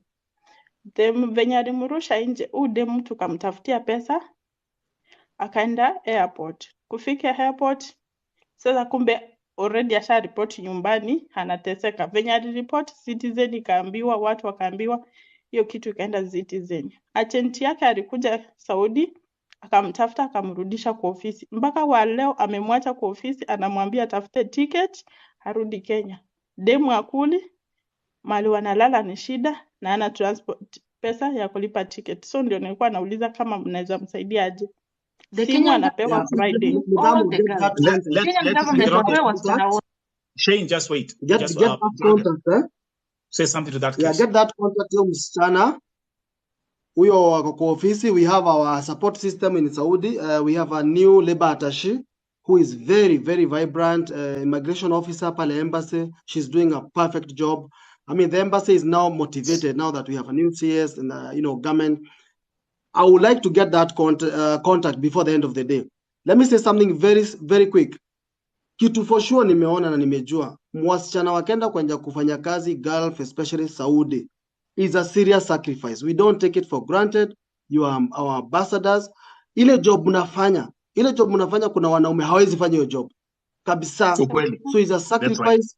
Mshawacha watoto wenu huku, mshawacha your families here. We don't take it for granted.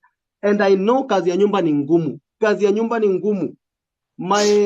Kulikuwa na msana wetu wa nyumba hapa wetu sometime back, akaniambia wewe naona unapeleka watu Saudi, si unipeleke. Some years back nikamchukulia ticket, passport, akaenda. After 1 week aliniambia ati alifika huko mguu zilifura. That's Mguu right. zilifura. That's Mpaka right. ayani anafanya job anashindwa kukula. Anachoka That's tu akisimama analala akisimama. So what That's I'm right. saying, That's right. The msichana, sacrifice. kama wewe Yeah. job yako ni msichana hapa Kenya, kazi yako ni kuwatch tu mpira ya Man U Yeah. na ka drink hapo kwa shopping center. Hiyo Yeah. job ya Saudi ni a very very tough job. Unaosha, unapika, unafanya nini? Kitambo malisha unaanza all over again. Kuosha, kupika. Yani is 24 hours job almost. So ule mtu anafikiria ati ninaenda Saudi abroad, na wengine wanadanganya, wanaweka mapicha TikTok, unaona ati pale kazi ni mingi. Ujue Mwarabu alikuwa anataka mtu wa kufanyia kazi, si hata msaidiani na yeye. Kazi yake ni akae huko aone TV ama aende lapu zake aende akavutesisha huko. So nyinyi girls, I give you a heads up, na watolea kofia. You are doing a very very vital job to help your families. Na hiyo kazi ni ngumu, by the way, it's very hard. Si hata kama ile ya vijana wanafanya 10 hours wanaenda hostel kulala. Hawa dada wetu, they are always working, so they are very strong people.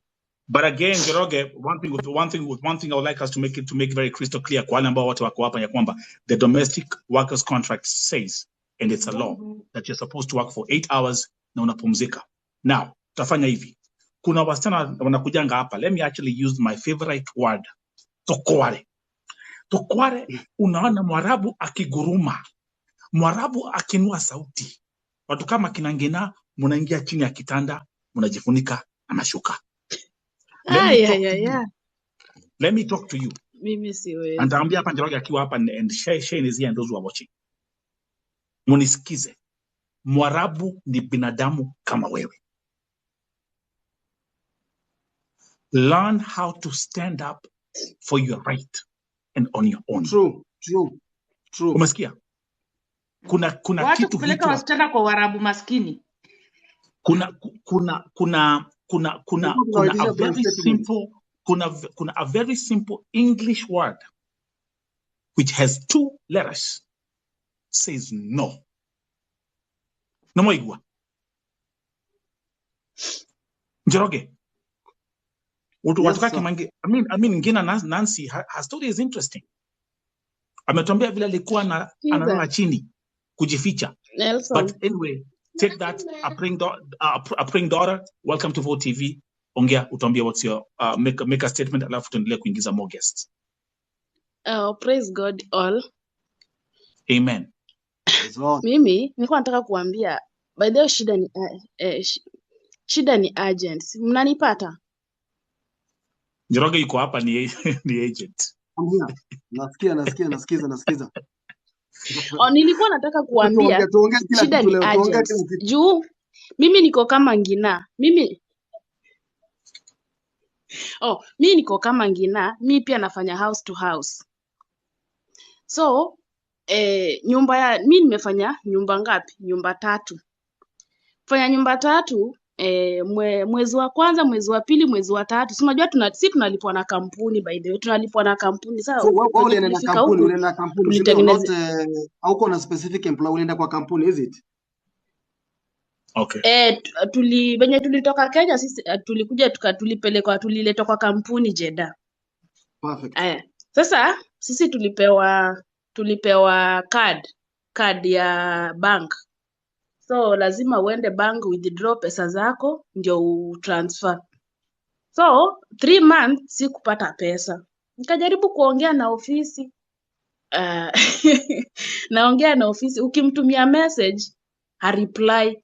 So by the time nikamwambia sasa penye imefikia mimi miezi 3 hakuna pesa na waongelesha hamjibu. Najua huyo agent aliniambia stop working. Simu yangu ina overheat You can imagine uko kwa nyumba ya Mwarabu unafanya kazi, but ukicomplain hakuna pesa kwa bank, wanakuambia stop working. Unaona? My phone is overheating. Njoroge ati nasema nini wewe? Simu yangu What's ina up with your overheat. phone? Just a minute. Inasema Just a minute. overheating. Tuendelee Let tu. me answer Debate to Nani to prayer. Just a minute. Even though you stop working, ama you are working, that is not your business, my friend. Ukitoka na kampuni Kenya, contract imeandikwa 2 years, unafaa kupatiwa 900 ama ni 1000, ufanye kazi, usifanye kazi, pesa yako lazima akulipe. Amepata Sasa kazi, ndio hajapata kazi, yeye lazima akupatie pesa. Hiyo ni right That's yako. true. sasa ndio Hiyo contract ndio ya sikia company simple you guy. must be paid. You must be paid. Hiyo Aya, contract ya company you no, must be saa paid kama sikia, uko job ama uko job. Sasa unajua mimi si kutaka kufuruga juu Mwarabu pia yeye alikuwa crazy akaniambia kama wakulipi wacha mimi nikurudishe wapi? Nikurudishe kwa kampuni juu mimi nishalipa kampuni, so they need to pay you juu wewe unafanya kazi na mimi already Your kid, bring your nishalipa. camera. So unajua sasa sisi wanalipa na unachukuliwa, of which sasa venye mimi nirudi kwa kampuni nikaongelesha manager, nikamwambia manager kama mnilipi pesa zangu, haya mimi basi mnipe exit. Ananiambia you are too rude, you are rude. I will wallahi mashi salary for 2 months. Nikamwambia and me wallahi 2 months no work. Kuna msemo mafi fulus mafi shughuli. Aliniambia no salary 2 months na mimi nikamwambia no go work 2 months. Si umesema no salary 2 months na mimi no go work 2 months. No go work 2 months. So where are we today now? So sasa so mimi nikaka siku ya kwanza, siku ya pili wakakuja wananiambia Flo, you have a client, can you go to the office? Nikawaambia nikaenda tu vizuri kwa ofisi, tukaelewana na client. So nikaambia manager nikaambia manager okay, niko tayari kwenda kazi, but if you will pay me my 3 months salary nitaenda, na kama mnilipi narudi hostel. Ilifixiwa hizo, na najua history ndefu sana. Ilifixiwa hiyo story. Alinipea nilipeleka bank immediately. Okay, now next question. Ulisafiri na kampuni, because tulikuwa na hiyo topic Njoroge alikisema kwamba it's better we have company visas badala ya kafala system visas. Upbringing daughter, kuna mtu ameuliza swali hapa, kama unafanya kazi na kama uko na company visa mnalipwa how much watu wa house to house? It's just 900. Njoroge, okay.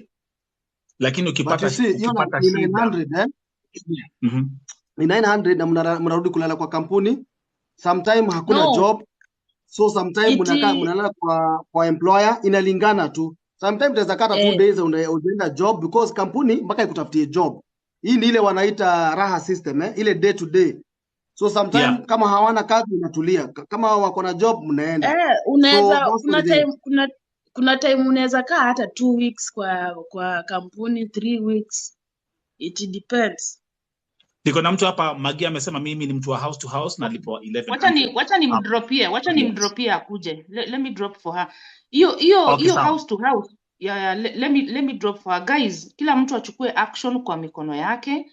Agents waanze kufanya kazi. Mambo ya kulia tumeachana nayo. Tusimame, be confident. Be confident. Right. Jisimamie, jipiganie, wajibika. Tafuta information, go to Google. Google Saudi laws, laborers, anything that will save you, tumia hiyo uomoke nayo nje. Then what Nairobi I want to compliment Nairobian, And I'm also doing golf workshops every single day. Wala nakuja hapa kwa TikTok every day. I'm doing golf workshops. Okay. Those who are coming to VOTV primetime shows on YouTube, I'm doing golf workshops. Nimesema hii platform itakuwa ni academy, because the reason most of you are failing and perishing is because of lack of knowledge. Na hapo tumeelewana. So watu wa Saudi, for example, kama sasa Njoroge na confirm, I can also say on behalf of the State Department for Diaspora Affairs, Honorable Roslyn Jogo, all the information ninawapatia. Kama kuna changamoto, kuna hotline number 2. Number 2, kuna an email address ambayo inaenda directly. I was to ask about that. I was to ask you about that. Yeah, I did that. Actually, for you to see how good people are here. VoTV family, wale wamekuwa wakikuja hapa, wale ambao mko Saudia. Andikeni kwa chat right now the hotline numbers ambazo unapiga ukipita changamoto. Andikeni right now. You'll see. Watch. People who have been coming here for the workshops utaona. Kama wewe ni Kadama. Sasa wameka ngapi? Mtu ameka 100, mwingine ameka 19911 ni gani sasa? Angalia, that's a number right there. Angalia, just look over there. They know. Okay. Okay. Hii ni information uko supposed kuwa nayo. And this number is a toll-free number. Okay? Number 2. Njoroge, you see, I'm doing a good job here. Yes. That's very important. That's very important. And also, I don't think back in Kenya, we have done enough to do civics education. Kuelimisha watu wetu. You know, hapa Kenya, okay, diaspora, you're doing very well, and even the ministry is doing well. At least kuongea. Unakuta hapa Kenya, hata sisi agent, hata wazazi. Unakuta mzazi, unamuuliza, mtoto alienda wapi? Anakwambia, adhire molemo. Alienda ng'ambo. Hata kwa kukwambia ni Saudi. Unaona? Hata kukwambia ni Saudi. So, ni kama tunajificha hii jina ya Saudi. Ni kama hatutaki kuongea story ya Saudi. Ni kama kwenda Saudi ni magendo, you know. We have been licensed, na license yenyewe inaambiwa Saudi, Qatar, Dubai. But wazazi, hata government has not done enough in terms of publicizing kwa ma TV, kwa ma radio, kwa magazeti. What we hear so much kwa hizi media zote ni negative news. Hatujakuwa na effort from the government side, from the industry, sisi wenyewe private industry, hatujakuwa na makini ama bidii kuambia watu about Saudi, kuambia watu about do's and don'ts, kuambia watu about the culture, ile tuongee explicitly, tuongee kabisa, we don't. Yani ni kama chini hivi, ni kama kuuza dawa, you know. We need to talk more. But something that we should also be very, very careful about, again, information, information is powerful. Information is powerful. I want you to see again the kind of work that tumekuwa nikifanya hapa on VoTV. Sure. Guys, niliwapatia email address. Kama uko diaspora na unapitia changamoto, now regardless kama ni Saudia, Lebanon, Iraq, wherever, there's an email address niliwapatia ambayo you can send an email ukiwa unapitia changamoto. Iyo email tafadhali iandike kwa chat right now as we proceed. I've also made it very crystal clear. There you go. You see? Njoro, angalia. Already. People are not playing. Yes. People know. People who are coming here for these workshops, and I can tell you, it's taking me 5 seconds to answer a phone call. Kama mtu ajui kuandika email, kuja kwangu ndakusaidia. Exactly. You see, mnaandikiwa hapo. diaspora@mfa.go.ke. This email address, this is the email address of the State Department. And niliwaambia aje, actually, the government, and Njoroge, you know, Shane, you know, the government, they love operating with emails. Because once you open a thread, the thread, you can follow up on the case. Naenda. Yeah, I believe you people will make it. Yeah. Na nikaambia pia, don't forget, you can actually, ukituma email, you can always CC info@voicesoftheoppressed.com. Okay. Thank you very much. Guys, I'm very proud. I'm dropping for someone mwenye ako pale kwa comment. Me, I will just tell them, I normally give emotional support, social support. Tunapatianaga pale kwa live yangu. And if you go to my profile, there's a Telegram group, join there. To stay inside for 2 years, bila kutoka nje, bila kuona jua sio rahisi. You need people. You need someone to talk to. So follow me, muni join pale kwa live, then we will talk more and more. We will work together with VoTV and Nairobi, and thank you guys for hosting me. Thank you very much, Shane. I appreciate you. And by the way, Njoro, umeambiwa simu yako inapata joto kwa sababu ni techno. Just saying. Thank you. I was to say something small, eh? Yeah. Ile tu kuchano tu kamera kwa demoto. wale wanaenda nje. Yeah. Ukifika nyumba ya Mwarabu the first day, at least jaribu kutone down kidogo, ukue tu humble kiasi, ukue tu wewe jifanye kafala kiasi. Juu kuna msana tu anafika hivi hata hajaketi chini anauliza what is the password of the wifi, yani hata hajaketi. Haya, alafu anaanza ku account, how many kids are here, ana count 1 2 3, anawaambia you are so many here, anawaambia let me see my room, yani ashafika tu na amevuruga, unaona. So already first perception is everything. So ukifika camera, mimi naingia hapa, I'm disappointed. Ingia in the camera that recorded, you know, with the you know this Vote TV. Come with your camera please. So ukifika skiza Njoro alafu ameingia hivi, ashapatiwa password, ameingia bedroom, amefunga mlango, ameingia TikTok, ameanza baby nana na mwingine akifika tu anaanza kuomba, yani anaomba like a whole hour, anaomba mpaka watu wanashangaa what is wrong with this person. So yani kwa assimilation ile kuingia tuingie mdogo, usikuwe na simu mpaka unaona huyu atafanya job. So pole tu dhimera, yani una dhimera for the first 3 days, watu kukafala at least one he's soft, he's humble, lakini ukifika unaanza kuwahesabu. Njoro, life has changed. This is the 21st century. Hata watu wakiingia kanisa siku hizi, the first question wanauliza Njoro, watu wanaingia kanisa siku hizi ndio wanauliza kama kuna wifi huku. Just saying. Let's welcome Fiona, please. Fiona, uko wapi? Hey, shalom. Hey, volume. Hello. Wanipata? Hello. Yeah, uko wapi? Hello. Oh, mimi niko Jeddah, Saudi. Okay. Sema. Yeah. Okay, mimi naweza zungumzia tu kwa agent tu hapo kwa agent, because for the first time mimi nilikuja kwa hii nyumba. Sasa niko na 6 months.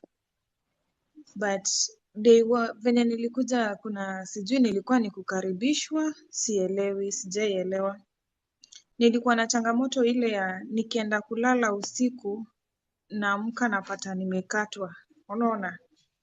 Ngoja, sorry. Ni comment nimeona hapo ifani chake. So si story yako, but anyway, go ahead.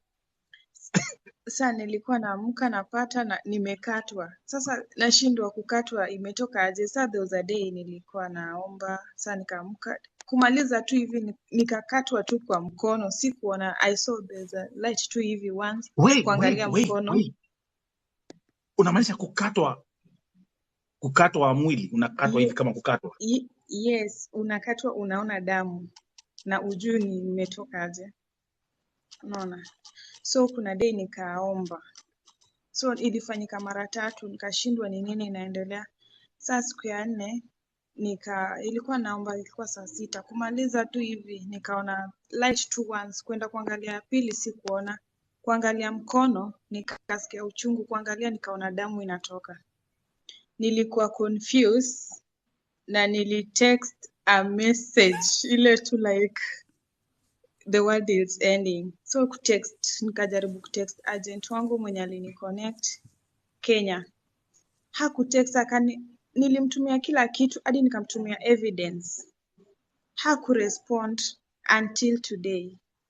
So nikakuja nikasema hii sasa sijui kitu nitafanya, because mtu alitupeleka airport pia, huyo manager wake pia nikaongea na yeye, hakurespond and they are viewing my status. Nilikuwa so annoyed sana. So from there nikasema now it's my time to commit myself with the code. Unaona? And from that day sijawahi katwa. And from that day mama wa hii nyumba, yes, hatupatani. Akiniona anatuma bwanake nitoke ya jikoni. Damu yetu hivi haipatani. Sasa from there like, Fiona, just wait for one second again, kwa sababu naangalia time, naangalia 3 minutes each. Njoroge. Yes. Let's put yourself in a situation. Huu ni msichana ambaye umepeleka Saudi, ameanza kukutumia picha ati anakatakatwa na kule hizi mambo zinatokelezea. What would you do? Sounds scary already. I mean, that one sounds scary. Kuna mtu Do alisema you hear ati this kind of ni stories, by the way? abu. Ushaisikia mambo za Nishasikia ati mapepe wa Saudia? nishasikia story but I'm yet to, but nishasikia ati kuna hiyo. So kuomba ni muhimu sana.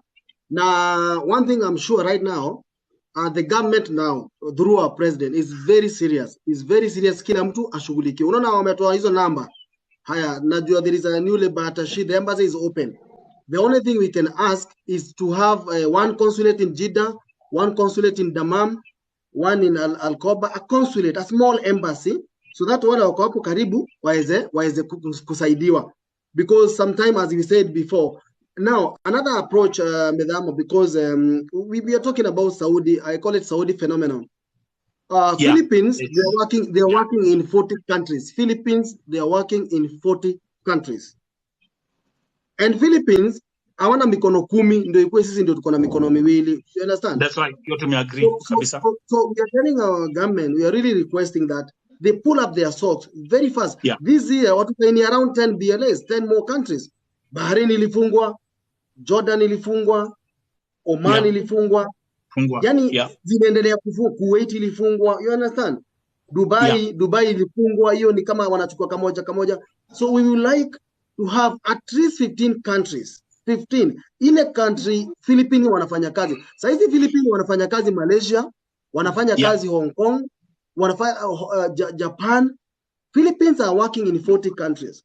So that Mkenya anapewa opportunity. Anaulizwa unataka kwenda Hong Kong, unataka kwenda Malaysia, so that we don't seem as a country that we are always pushing our people, our girls to Saudi. Because right now, Saudi Arabia, that's right.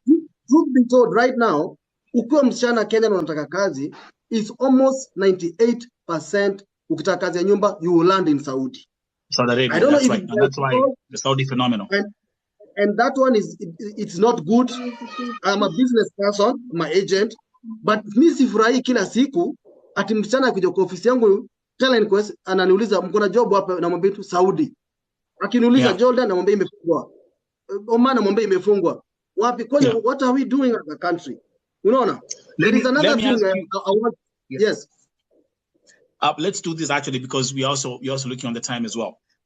Let's do this. Yes.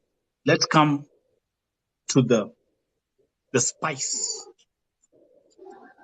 Let's come to the icing on the cake. Sure. Story ya Kembois na Dalala. Yeah. The foreign minister, Dr. Alfred Mutua, has said that 30% ya wasichana wa Kenya wana Kemboi nchini Saudi Arabia. Na kwa sababu, I'm saying exactly what he said on the interview with Jeff Koinange. Alisema ya kwamba kwa sababu wanaambiliwa kazi huko nje na madalala, wanaambiwa you can make more money, alafu wanajipata wakifanya maovu, mambo za umalaya, mambo za kuuza nyanya, mambo za kuinua miguu, mambo za kujipea raha. Tutaingia hii topic right now. Meanwhile, let me welcome kuuza nyanya. User ako huko juu. Njoroge, ulikuwa Saudi Arabia. Yes. It is true. It is happening. Na kweli kuna wale wanakimbia Kemboi juu wameteseka, it's a fact, na maybe wajapata usaidizi on time, it's a fact. Lakini kuna wale wamepata opportunity. Kama niliingia Kembois in Riyadh, kitu kwa group ya Facebook, nikasema I'm in Riyadh, nini nikaongea hapo. And I saw some messages inaingia kwa my inbox, wananiambia utaweza nikemboisha. I found like 3 girls waliniuliza hivyo, utaweza nikemboisha. So nikawauliza what's the issue? True. I have those messages.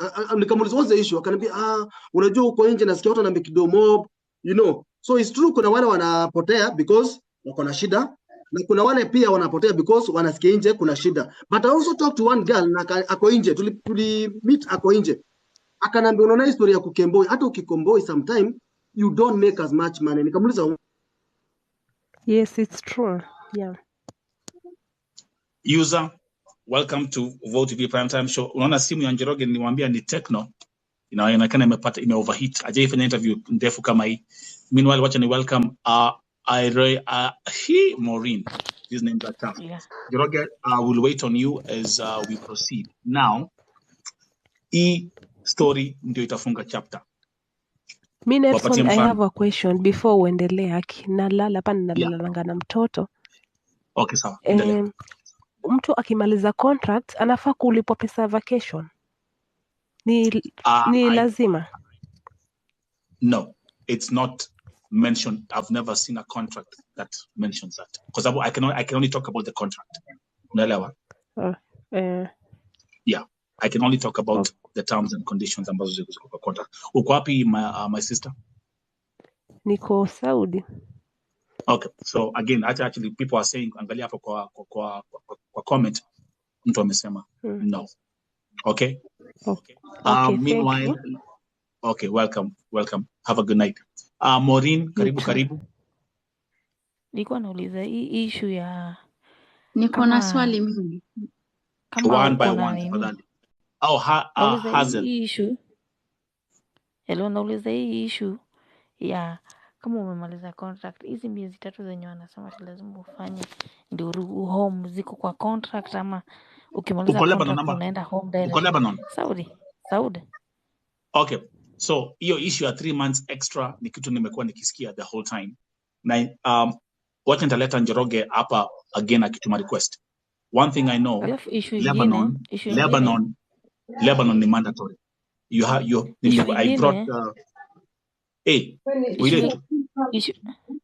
nasema issue ingine. Can I finish? Issue ingine. Can I finish? Nasema no. Nasema issue ingine. Nasema issue ingine ni au maagents wanawafundisha wasichana huko Kenya, na mtu apewe contract aisome vizuri kwa makini, si ati apelewe airport ama mahali pengine, apelewe kwa ofisi, asomeshwe vizuri, aelimishwe na ajue rights zake. Jua watu usipojua rights zako na ukikuwa muoga wanakukalia. Sasa unafaa unakaa tu kichwa ngumu na unakuwa mkali pia hata wewe. Huwezi kuchezea. Mimi siku za kwanza kwa nachezea, lakini siku hizi navaa tu sura ya kazi. Na hakuna mtu anacheza na mimi. So my Pro TV primetime show has been taken over by Maureen. But anyway, that's a good point. Pia tumeongelea mambo za kusoma contract, jisomea contract yako. Hazel Vina 21, welcome.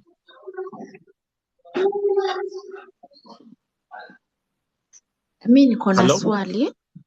Okay. Nasema niko na swali. Tuendelee. Ni vizuri kuulizia boss wako. Ni vizuri kuulizia boss wako akupatie off ama si vizuri? Sasa again unaona again hii ni topic ambayo tumekuwa nayo hapa na tumeongea, sijui umeingia hapa saa ngapi my sister, lakini kwa contract ya every domestic worker imeandikwa ya kwamba uko supposed kufanya kazi 8 hours and you're supposed to have 1 day off. Saudi ama wapi? Saudi ni ngumu. That's by the law. Okay, hapa kwangu mimi hakuna. Kwangu mimi hakuna, nafanya kuanzia asubuhi mpaka saa hizi sijamaliza hata. Tunajua. Yes, hiyo tunajua. Lakini sikizeni kwa kichwa nani ameingia hapa na makelele tafadhali. Sikizeni. Simekuwa hapa tukiwa when we us having this conversation. Kwa the domestic contract as defined by the Ministry of Labor. Exactly, Anna, exactly. Kuna watu maleti kama hapa. Tumeongea hiyo topic for over half an hour. 8 hours a day, 1 day off. Lakini nyinyi kwa Mwarabu atakai kujua mnafanya kazi for 18 hours, 19 hours, mnafanya kazi 7 days a week. Na hii ni story ambayo tumesema ya kwamba lazima ishughulikiwe. Kwa sababu nyinyi mnaambiwa there's no day off. Okay, kuna mtu yuko taki kwanza hapa kuwe na mambo. So that's it for that issue ya mambo za mambo za day off.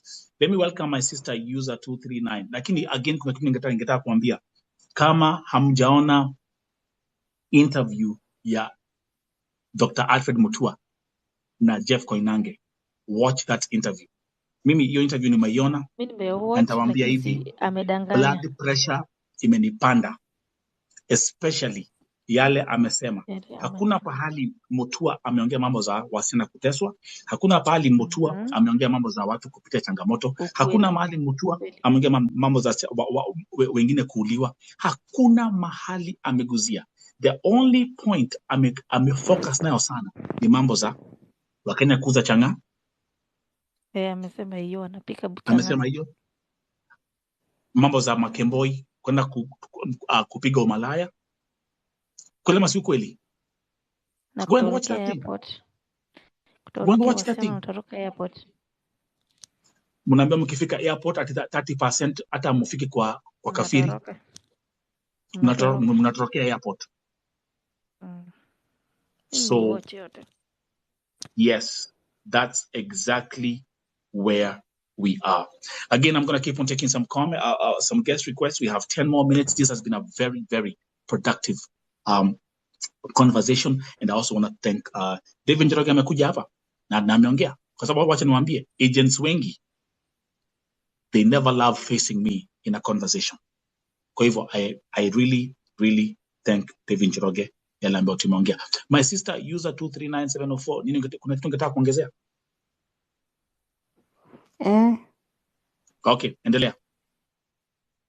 Mimi ningependa kusema hapo.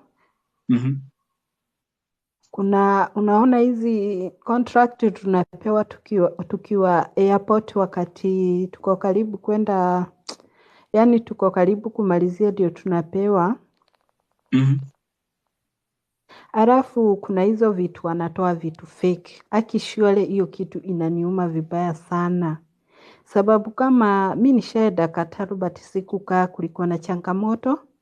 Nikarudi Kenya, nimekaa but sasa niko Saudi. Kadi ya Aeroviva wanatoa vitu fake. Yeah, hiyo wote tunajua. Fake yellow fever na card. Ni makosa sana. Yeah. Ni makosa, hawana huruma na sisi. Hajao ni wapewe pesa. Alafu watulete huku. Hiyo imeisha. Ndio maana maybe my next wametoka.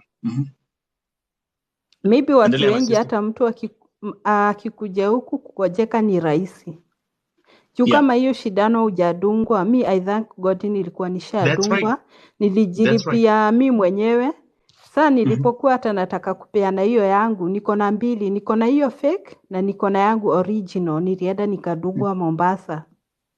So maagent wakuwe serious. Hakuna mahali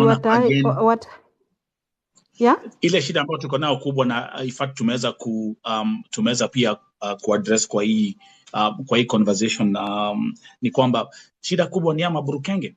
Kumbukeni ya kwamba kwa system ya NEA, sikizeni hapa kwa makini, nitarudia tena, kwa system ya NEA tuko na only 600 registered agents. Actually to be accurate, tuko na 683 agents. Lakini my sisters and my brothers, Kenya on the ground, we have over 5,000 agents. Over 5,000. That's the truth. Watch and welcome Leader 315. Karibu, welcome to OTV Prime Time Show. Hello? Okay, huyu ameingia ana sauti. Let me welcome some more guests. Yeah. Bado kuna unaona kama mimi kwa contact yangu. Mimi nimewekewa next of kin mtu ambaye simjui. That's right. Next of kin kitu inaniuma. Namba ni yani fake. Niko na That's right. Naomba Mungu tu sana nisipatwe na chochote. Mungu anijalie niko na miezi miwili nimalize vizuri. I thank God mahali niko. But huku pia ukae kichwa ngumu. Hao watu wasikukalie sana. Uende kwa mamake ufanye kazi. kwa marafiki zake ufanye kazi. Mimi za zingine jana niliweka sura ya kazi. Sababu niende kwa huyu baba kwa mamake nifanye kazi. Niende kwa mamake huyu madam nifanye kazi. Niende kwa beste yake niliwaekea sura ya kazi jana, hawakuamini, but sikuongea, but nilibadilisha. Nikiangalia nyumba ni chafu na mtu ananiambia nioshe vyombo. Niliangalia sasa nikaona kitu ingine imebakia ni vacuum. Nyumba na ni kubwa na ni kwa rafiki yake. Nikaweka sura ya kazi, hata wakaogopa. So let's do this again. We are winding down. Let me welcome Harriet Jomo. Nelson, mi nilikuwa nataka kukwambia hivi. Niko na kuna mwenzangu tulisafiri wote huku, sasa amekuwa mgonjwa, alikuwa anahitajika kufanywa operation. Bosi wake akakataa kumlipia bill kwa hosi. Sasa ikabidi tuambie agent wa Kenya. Kuambia agent wa Kenya anatuambia ati huyo msichana ajilipie mwenyewe bill. So akapiga simu hadi huku kwa ofisi ya huku, akasema same kwamba waambie huyo msichana ajilipie mwenyewe bill.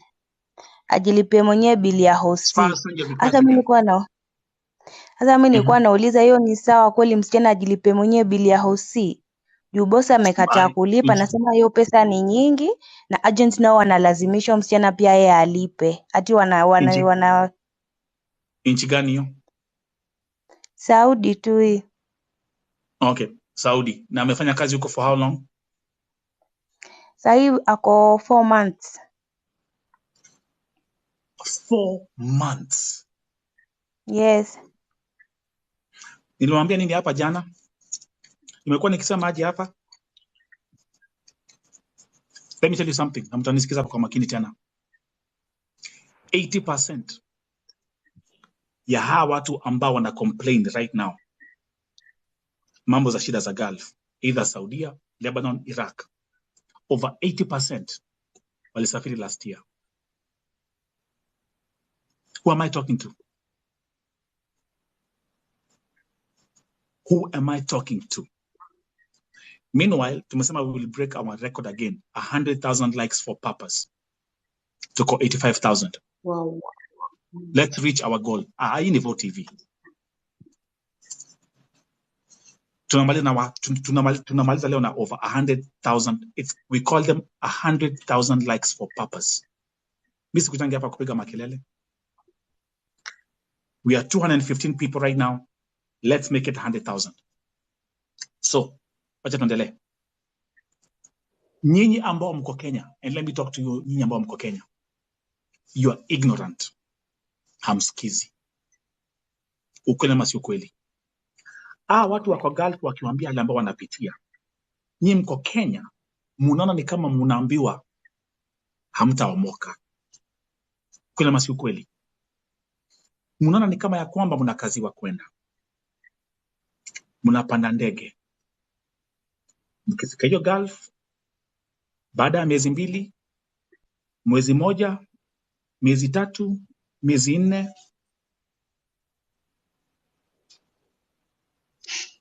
I want to go back home. That's the reality. Huo ni ukweli. Na ukweli wa umma. My sister Harriet Njomo. Watu wanasafiri huku na fake yellow fever certificate. Mtu akifika Saudia ama akifika Lebanon, hiyo ni atmosphere nyingine. The weather is different. Watu wanaanza kuwa wagonjwa. Kwanza unaona sisi. Kwanza unaona mimi yote mnasafiri hapo kwa airport, hatukuwa na hapo kwa check-in hatukuwa na kazi za yellow fever. So tukatolewa nje. Time tumetolewa nje. Wait, watu wacha kuweka hizi emojis za kulia huku. This is TikTok, si kama YouTube. Guys, sitaki emojis hapa. Endelea. So sisi hapo kwa check-in kwa airport time tukitaka kutravel hatukuwa na kadi za yellow fever. So tukaambiwa nyi tokeni nje hadi mkuwe na kadi za yellow fever ndo mkuje mtravel. So tukatoka nje, agent akatuona akakuja akatuuliza mbona mko nje na nimewaambia muingie ndani mtachelewa huko mtachwa na ndege. So tukamwambia tumetolewa juu hatuna kadi za yellow fever. Akakuja hapo akakuja ongea na huyo mtu wa kwa check-in hapo. Sijui kama walipatiana manini. Imagine Si ati tulipitishwa kujua, my direct. sister, Harriet Njomo, stop saying hatujui. Si umekuwa hapa the whole time. Na umesikia na simekuwa hapa tukiongea. Wanapatiwa hongo airport. Walipatiana manamba hapo za simu, tulipitishwa bila cards. Tulipitishwa na tukakuja huko. Sasa hata umeanza kunibo. Sikiza.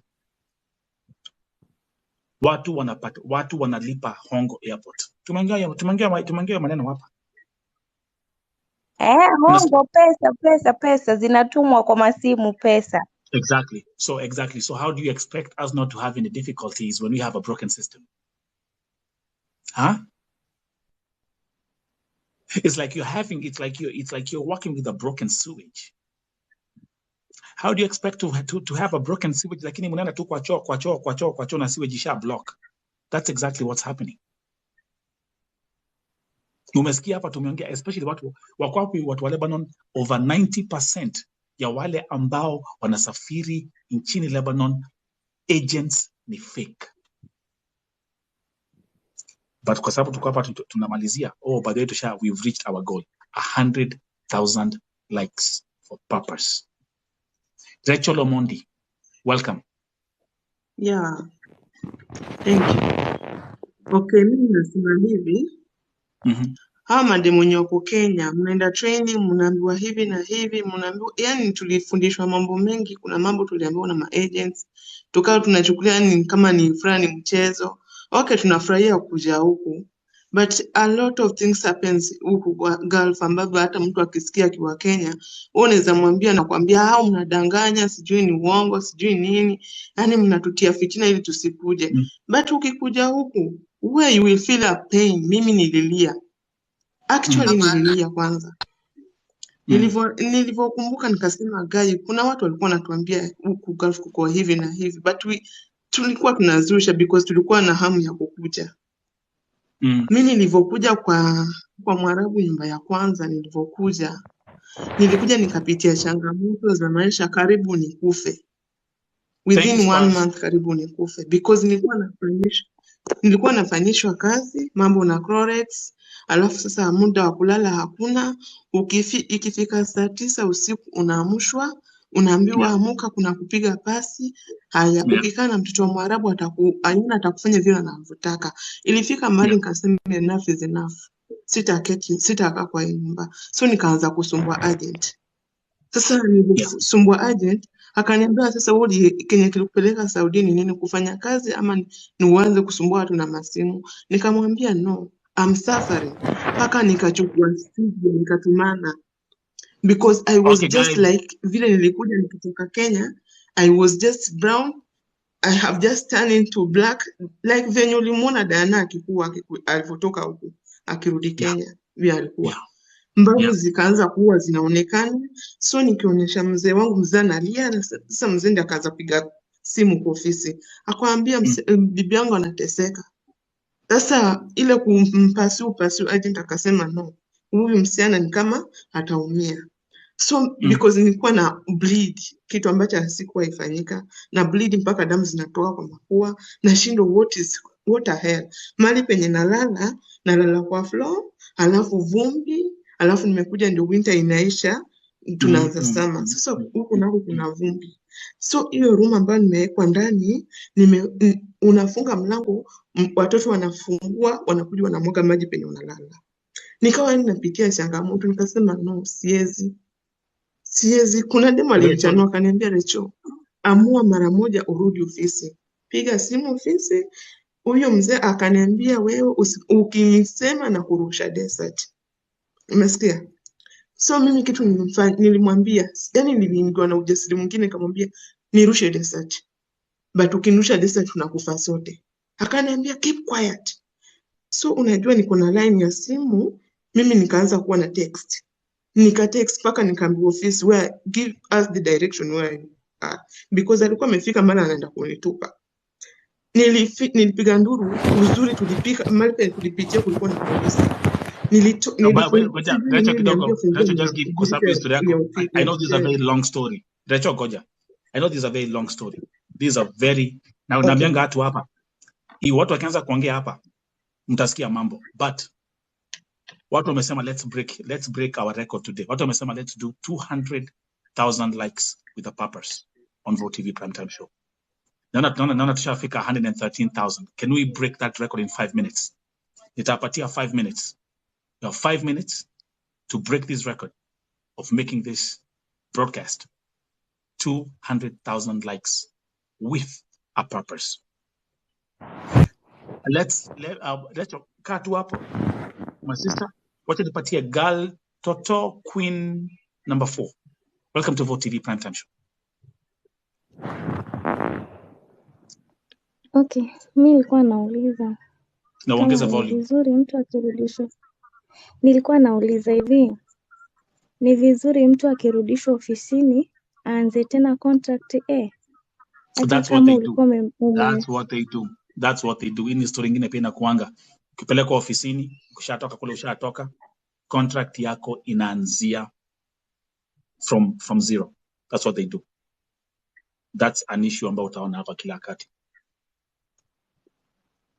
Okay? That's what happens, okay? So that just to answer that question. Tukiendeleaga. Again, as we continue, tunaenda kumalizia show ya leo imekuwa moto sana. Poleni sana, siwezi welcome kila mtu kwa guest request ni mingi sana pia huku ndani. But what I'm going to do is as we proceed, tumesema tuna break our record. Already tusha break our record. We are 123,000 likes, 124,000 likes. Let's make it 200,000 today. Today we are breaking records of all records. Tuko na Riyadh Dior. Welcome, my sister. Oh, asanti. Although mshaongelea kile nilikuwa nataka kuulizia. Asanti. Sorry, Okay. nilikuwa sijaelewa hapo. Nishushe. Okay. Ilikuwa ni historia. Okay, sawa. Kwa hivyo tusha mention story yako. Okay, sawa. Okay, I'm going to keep on.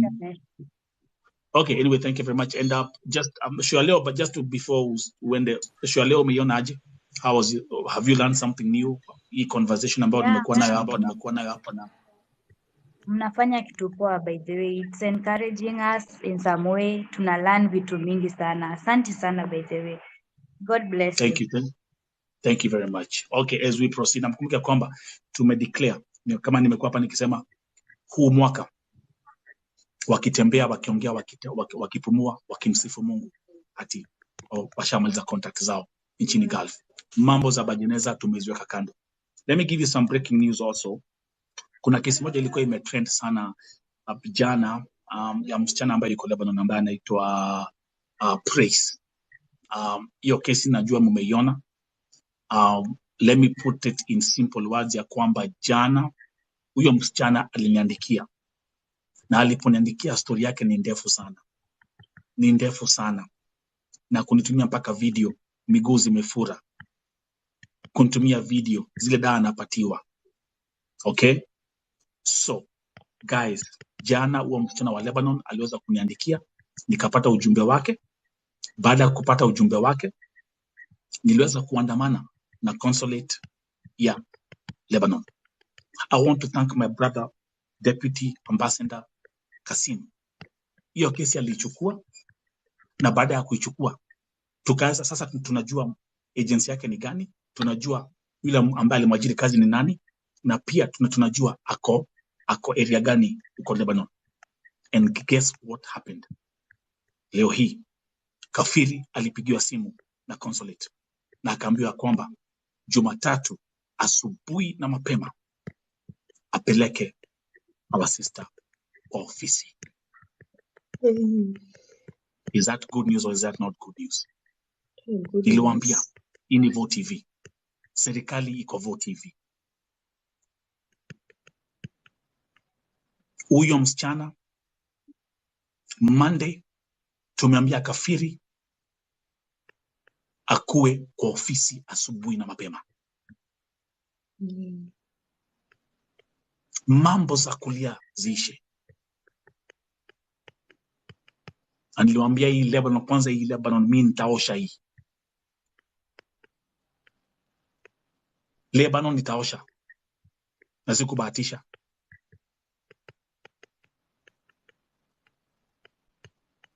Kwanza kwa sababu ya hizo breaking news, let's add another 50,000 likes with a purpose. Nimeigwa. Kwa hivyo our sister, I'm looking forward ya kwamba Monday atakuwa kwa ofisi. Now, another breaking update na good news. Last week, niliwaletea kesi ya ule msichana ambaye pia Saudia ameenda kutupa nguo, kutupa takataka, akapata uniform ya Kadama ikiwa na damu. Ni kesi ambayo iliweka watu wengi wasiwasi. Mimi mwenyewe hiyo kesi iliniweka wasiwasi sana. But because kuna Mungu mbinguni, kama mlivyoona, Mercy Etale aliokolewa kwa ile nyumba. And as I'm talking to you, Mercy Etale ako kwa hostel. Leo hii tumeongea. And we are doing all we can tumlipia flight ticket, Mercy Etale asafiri nyumbani as soon as possible. Mambo za kulia, mambo za machozi zitaisha in God's name. And the genesis of this chapter is right here on VoTV. Naona tumechapa 151,000 likes. Can we make it 200,000? Can we? Likes with a purpose. Let me welcome user 54495. Lea, karibu. Asante Nelson. Ongeza volume tafadhali. Naongea kwa sauti, labda ni earphone zangu ziko na sauti ya chini. Mimi nilikuwa Saudi last year. Atukuski, sorry, we can't hear you. Okay. Ongea sasa.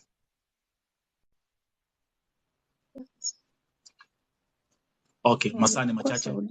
Welcome mtu mwingine hapa, welcome Sambu, welcome. Welcome to VoTV Primetime Show. Tukimalizia. Asante. Okay. Uko wapi? Niko Saudi Riyadh. Okay, sema. Mimi sina shida, mimi naendelea vizuri. Okay, yeah. Kuna kitu ungetaka kutuambia kwenye statement ya show ya leo? Hapana, nimekuja kama mnaendelea sasa, sijui mlikuwa mnaongelea nini. Kwa hivyo tu umeingia tu huko na mpango. Kakware. Sikuwa na mpango, nimeingia late. Watu ni kuingia tu, wacha tu niingie tu nifilange. Okay, sawa, welcome. Hapana. Sawa. Asante. Okay, guys. Okay, sawa. Thank you very much. Have a good day. Okay. Line hapa ni ndefu. Sorry guys, I'm just speaking randomly. Tunamalizia. Tumesema leo tuna break record. Tuko 160,000. We have 5 minutes to make it to 200,000 likes with a purpose. Sorry guys. This is history. Most of the catch na kuona. Thank you. Welcome. Lydia Tundo. Yes. Lydia. Yeah. Mambo. Niko salama. Okay, tuambie. Ni yapi ungetaka kutuambia? Kuna rafiki yangu wa kulia. Mimi ni Saudi. Okay. Huyu inakaa wifi ni mushkila. Show ya leo imeshika, imebamba. Ati nini? Hello, sasa. Okay, let's welcome Tina 2023. Tafadhali welcome, karibu. Thank you so much. Niko Saudi by the way, and nilikuwa nataka kusema hivi. Me actually nilikuwa nafanya job inside and niliteseka sana for long, but ule dalala mwenye alinitoa nje ati nifanye kazi nje amekuwa mnafiki kabisa, amekuwa mwizi. Sasa ulikuwa unafanya kazi kwa contract, ukatolewa kwa contract kwa nyumba na dalala. Hiyo ilikuwa ni topic ya leo pia. Okay, tuambie. Yeah. So aliniambia ni kwena pesa ya nyumba na pesa ya chakula. So pesa ya nyumba ni 1,200 na pesa ya chakula ni 600.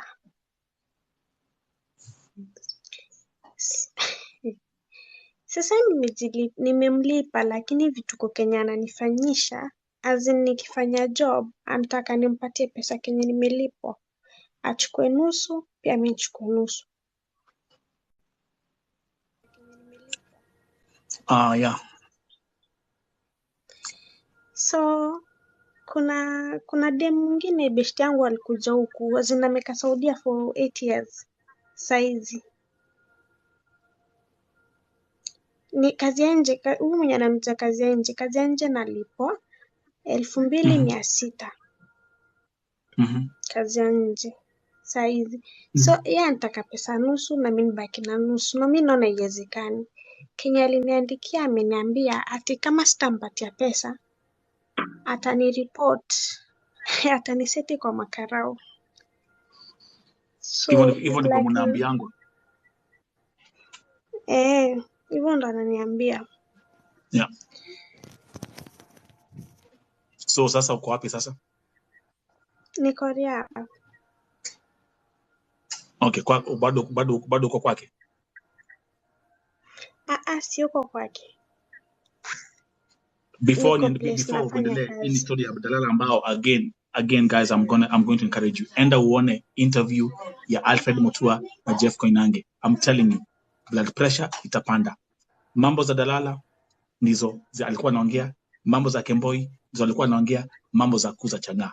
Hakuna mahali ameongea mambo za wasichana kufanyishwa kazi overtime, wasichana kupitia changamoto, kushikashikwa ama kuuliwa. Hakuna hata kitu kama hiyo ameguzia.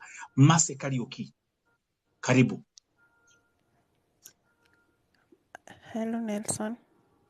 Mase Karaoke, hebu ongeza volume tafadhali, kwa sababu nilikuwa naona comments zako. I think you are popping up like Mase, hebu ongea, what's going on? Hello Nelson. Hello. Unanipata? Yeah. Okay, thank you. Aki Nelson, unafanya kazi mzuri na Mungu akubariki. Kazi yaishi. Mungu akubariki tu sana kutetea sisi wanyonge. Okay, I'm in Saudi, place inaitwa Al-Taif. Najua Al-Taif. So I'm here to thank you, congratulate you and also to request you. So chukue huyu msichana anajiita Kanzo Masi 008. She seems to have a problem. What's going on? Oja niko na list ndefu hapa, my sister and I can see you have a lot of people. Masi tap kama unaona. Okay, and by the way, tumechapa 170,000 likes, 171,000 likes with a purpose. Can we make it 200,000? Let's break records today. Okay, Kanzo. thank you, Nelson. Thank you, Masi Karaoke, for being over. Thank you. Thank you so much. Kanzo, Masi. Habari zenu. Karibu na please ongeza sauti. Okay, mimi nilikuwa nataka niwe hapa hata kabla David hajatoka, cause mimi nilikuwa wa David na kuna kitu chenye kilikuwa kimehappen. Oh my goodness. Okay. Okay. Yeah. Nimekuitisha kitambo sana. Okay, mimi nilikuja 2019.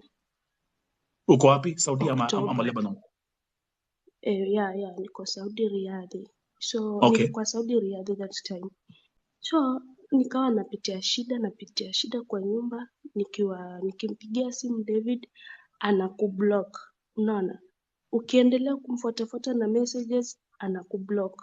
So ikiendelea hivyo mpaka tukaachana kabisa na hizo story, ikawa sasa ni kuomba Mungu tu. Mimi nimerudi, nashukuru matajiri zangu hawakuwa ni wale wakuwa wanaweza kukufanya kitu, lakini kwa vita zenye nimepitia kaingekuwa wabaya wangekuwa wameniua. So nimekaa hapo nikavumilia, nilikuwa nalipwa 850. Familia ni kubwa na nafanya kazi zote. Nimevumilia mpaka nikamaliza contract nikashuka. Nilivorudi, sikurudi hapo, nikarudi na agency nyingine inajiita Khalij Link. Akiwa agent hapo anaitwa Abdalla. So nimekuja ofisi ya huku Saudi kidogo nimesahau kwa sababu nyumba yenye nilikuja nikapata, oh my god, ilikuwa ni flat 3 na hiyo siku haikuwa venye tulikuwa tumelewana nikiwa Kenya, haikuwa hivyo. Contract nilikuja nikapata, nikapewa airport tukiingia tukiwa ndo tunasafiri. Kwa hiyo hata sikuweza kuangalia contract yangu vizuri. So nimekaa hapo, kitu yenye nimepitia kwa hii nyumba ya pili after nimetokana na David, sasa ndo nimekuja Khalej. Nimepiga simu, ni venye tu nilikemboy saa hii simu nika flash, but kila kitu ningeka wazi. Walikuwa hawapokei simu zangu. Watu wa Kenya, broker na huyo agent wa Kenya ananiambia subiri, kila wakati wananiambia tu subiri, na mimi naendelea tu kuumia. Sikuwa napewa chakula na madam ananiambia nijilipie chakula. Ikiwa mzee yupo, ninakula tu vizuri. Lakini mzee akiondoka hali ndio hiyo. Alafu mama akanipa onyo. Akaniambia kwamba usiwahi kumwambia huu mzee kitu chenye kinaendelea. Na ukimwambia wallahi nitakukata mdomo. Okay, mimi nikamezea, but nikabaki tu ile kulia, nikamwambia mimi nataka kurudi kwa ofisi. Nilivyomwambia nataka kurudi kwa ofisi, akaniambia kama unataka kurudi kwa ofisi urudi Kenya. Nikamwambia I'm ready kurudi Kenya. Akaniambia it's okay, lakini kama ni kurudi Kenya ni mimi mwenyewe kurudisha, sitakurudisha kwa ofisi. Nikamwambia no, huwezi kunirudisha Kenya kama hujanirudisha kwa ofisi. Kwa sababu alivyonikujia kwa ofisi tuli agree ikiwa kuna shida yoyote mimi narudi kwa ofisi, tunakuja tunasolve. Why leo ananiambia siwezi nikarudi kwa ofisi? Yule mama alinikujia juu na akanisimamia anataka kunipiga. So mimi nikamwambia hata kama unataka kunipiga, unataka kunido anything sawa, but mimi nataka kurudi kwa ofisi. Kitu chenye aliongea hapo, alisema huwezi kurudi kwa ofisi na ole wako uje umwambie baba. So baba alivyokuja akaniuliza, Masi, nini mbaya yenye unataka kurudi kwa ofisi? Nikamdanganya nikamwambia nyumba ni ndogo, nyumba ni kubwa na hatukuelewana hivyo. Mshahara wenyewe hatukuelewana hivyo, nimekuja kupata tofauti. Akanambia basi kama hiyo ndo sababu, wewe fanya kazi tu vile unavyoweza. Fanya kazi polepole kwa sababu nyumba kweli ilikuwa ni kubwa. Fanya kazi polepole, umeona, kwa sababu huwezi ukamaliza kazi zote kwa siku moja. So tukaelewana hapo. Lakini baba akiondoka, hali ndo ni hiyo. Nafanya usafi kutoka juu mpaka chini. Mama akiamka anakuja ananiambia sijafanya vizuri, narudia tena. Oh my God. Chakula hakuna, nikichukua chakula ama nikichukua ile, yani kwa mfano nililetewa mchele uko na mabuu. Yani uko na zile cobwebs zile. Huo mchele ndo ninapika huo na kunywa na chai basi. So siku moja nikachukua viazi nikasema acha nitengeneze supu. Yule mama alikuja kunirapia, akaniambia ulisema kwamba hujui kupika. Nani amekufundisha kupika viazi? Nikamwambia viazi kila mahali viko. Naweza tu nikajipikia vile ninavyopenda, lakini si vile mnavyotaka nyinyi, sijui kupika. Aliniambia iwe mwanzo na mwisho kuchukua viazi. So nikaa nakula huo mchele hivyo, tena nikikula mchana. Yani asubuhi nikikunywa chai, nikila mchana ile, jioni anauliza wale watoto, kwa sababu yeye huwa amelala na ana mkate ambazo wananipata mimi nishamaliza kula. Anauliza wale watoto wake, Shagala mchana amekula? Anamwambia anakuja, kwani wewe unakula mara ngapi kwa siku? Unaona, ananiambia hivyo. Nilikuwa nimedhoofika, yani okay, pesa nilikuwa nalipwa 1,100, but maisha yangu ni muhimu kushinda hiyo pesa. Alafu pia venye watu ofisini walikuwa hawaniongelesha, I swear to God, kaingekuwa hizi siku flashi simu na kuambia Nelson, ningekupa kila kitu. Mimi nilitoroka ni kwa sababu ya kusave maisha yangu. Niko na 2 kids. I'm single mother. Watoto wangu kila kitu wananitegemea mimi. Huku nimetishiwa. Siku nyingine anataka kunitandika juu amenambia niende kwa dadake nikafanye kazi. Nikamuuliza how much nikienda huko. Ananiambia, kwani wewe hulipwi hapa? Nikamwambia okay, nalipwa. But mimi contract yangu inasema ni nyumba moja. How come sasa hii niende nikafanya kazi kwa nyumba nyingine? Akanambia, wewe si mtu mzuri. Nilidhani wewe ni mtu una roho, unaweza saidia. Nikamwambia naweza kusaidia.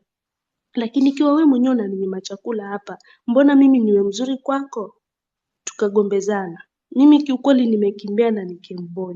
So tafadhali, yani ninawaomba nyiwe wenye mko huko na mko na sauti, Mungu amewapa hicho kibali cha kuweza kuongea na sisi. Lilieni hao wabunge huko ama wakubwa.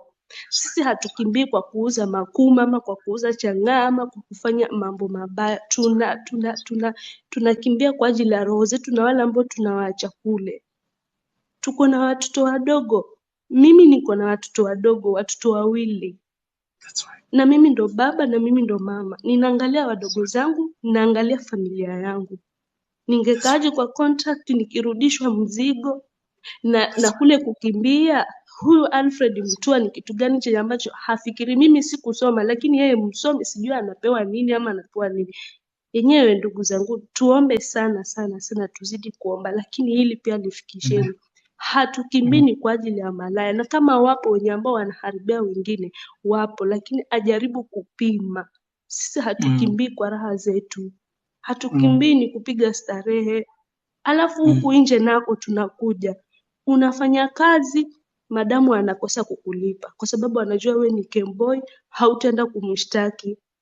Unaona, tunakaa huku. Mimi nilitoka since mwezi wa 7 mpaka sasa hakuna kitu cha maana chenye nimefanya, lakini nashukuru napata ile riski ya kila siku, hata kama si kila mwezi napokea, kwa sababu unaenda kazini, mara kazi unaipata sinzo unarudi kwa nyumba, lakini wanangu hawajalala na njaa. Umesikia? Kwa hiyo tuna Kemboy tukiwa tuna sababu. Hatukemboi kwa kupiga mastarehe ama kwa kufanya nini. Hiyo ndo langu nilikuwa naomba. Tafadhalini sana, tuzidi kwa maombi, tena mzidi kuwaongea. Yani kama hii sauti inasikika, ninaomba huyo Alfred aisikie hii sauti. Mimi nilikemboi nikiwa na shida, na madamu aliniambia hata ukienda polisi uende wapi, ama ukirudi ofisini nitakutafutia nyumba mimi mwenyewe. Na tunavyojua huku ukitafutiwa nyumba, wao wenyewe wako na ma connection, wanaweza pelekwa nyumba yenye ni worst than hiyo yake. Umesikia? Kwa hizo ndo ni vitu zenye ziko. Mimi nilikuwa nalipwa 1,100 kabisa. Hiyo pesa ningetulia na nikafanya kazi, nikasomesha watoto wangu, but nilitoroka. Sasa sina passport kwa sababu passport nilijaribu kuiba, lakini nikawa nafukuzwa na nikaangusha. Kwa hiyo passport sijui iko kwa boss ama iko wapi. Sina passport, sina ni mimi na huyo Mungu wangu. Kabisa. Kanzo, mercy. Thank you. Actually, hata nilikuwa umeongea ukiwa my guest wangu wa mwisho. Umeongea na huyo Devi before sikia Nelson, huyo Devi kuna tema aliingia inbox yangu akanambia, Kazo, tengeneza video useme si huku tunafanya kazi vizuri, maagent wanatuangalia. Hiyo mara ya kwanza nikamwambia it's okay, kwa sababu mimi pia si mtu wa kupenda kuongea sana, lakini nikawa nataka kuongea kwa group juu alikuwa ameunda group. Nikawa nataka kuongea hapo. Devi ulinifuata inbox ukaniambia niunde group ya kwamba wewe unaangalia watu vizuri. Umesahau venye uliniblock mimi, kwa sababu hata nilimtafuta na namba nyingine, but ile ya kwanza alikuwa ameniblock nikiwa kwa contact na ile contact ya kwanza. Jumi nilikuja mwezi wa 10 2019. na nikasafiri mwaka jana kwenda nyumbani mwezi wa 10. Alafu ndo nikarudi tena huku Machi. Hiyo nyumba yenye nimekaa hapo, nimepitia hivyo vituko vyote hivyo, nimekaa tu miezi 3. Mwezi wa 3, wa 4, wa 5, wa 6 tarehe 4 nikatoroka. Wait a minute. Unaona mtu kama Kanzo nikamwambia aongee, she can speak for 10 hours, maybe even one whole day. Kuna vitu mingi sana kunazo ndani yake. Lakini kuna yale ambayo ametuambia hapa na tumesikia. Sikiza hivi my sister, because oh my goodness, tuko 193,000, 194,000 likes. Can we make it 200,000? Tuko only 6,000 away. Itakuwa ni new world record upon Vote TV. 200,000 likes with a purpose. Don't forget this Vote TV primetime show is sponsored by Swift Stream. If you haven't followed this platform, follow Vote TV, both on TikTok and on Vote TV on YouTube. Huyo nani Show ya leo. Wait, Mercy, it's fine. Calm down. Now breathe in, breathe out. I know kuna mengi ya kusema. Kuna mengi ya tumesikia. Okay. Uko na very painful story. Wewe ni mama, uko na watu wawili. Yale ambao ulikuwa unaambiwa na kutishwa, tunajua. Lakini sema hivi, kwa wale wote ambao wako hapa, put God first. Weka Mungu mbele. Yes. Weka Mungu mbele. Na muache kupoteza muda. Don't waste time doing stupid stuff. Who am I talking to? Don't waste your time doing stupid stuff. Nyinyi wote ambao mko hapa, kuna kesi zingine niko nazo ni mbaya sana, hata siwezi nikaongea hapa. Siwezi nikaongea. Niko na kesi zingine chafu sana. I can't even talk about. Lakini mjue hivi, there's a God in heaven. Nyie ambao mko Gulf especially, juu nimewapigania sana. Kila mtu ako kwa inbox akilia, Nelson nisaidie nirudi nyumbani. Kuna mama, let me give an example. Kuna mama jana aliniandikia akiniambia yale nitaambia familia yake akikufa. Ati Nelson, nikiuliwa kwa hii nyumba, nataka waambie familia ABCD. How should I? Do you understand what I go through sometimes? Atiambia watoto wangu. Do you know what I go through sometimes? It's not easy. But I do believe. Nikisema Mungu shuka. Kila siku nakuja hapa niko na testimony ya wale ambao tunaokoa. Wale ambao wameenda nyumbani. Wakiwa hai, wakipumua, wakitembea, wakiongea. Nimewapigania. Siwezi nikawasaidia kila mtu. I'm only one person. Siwezi nikaangalia comments zote. Siwezi nika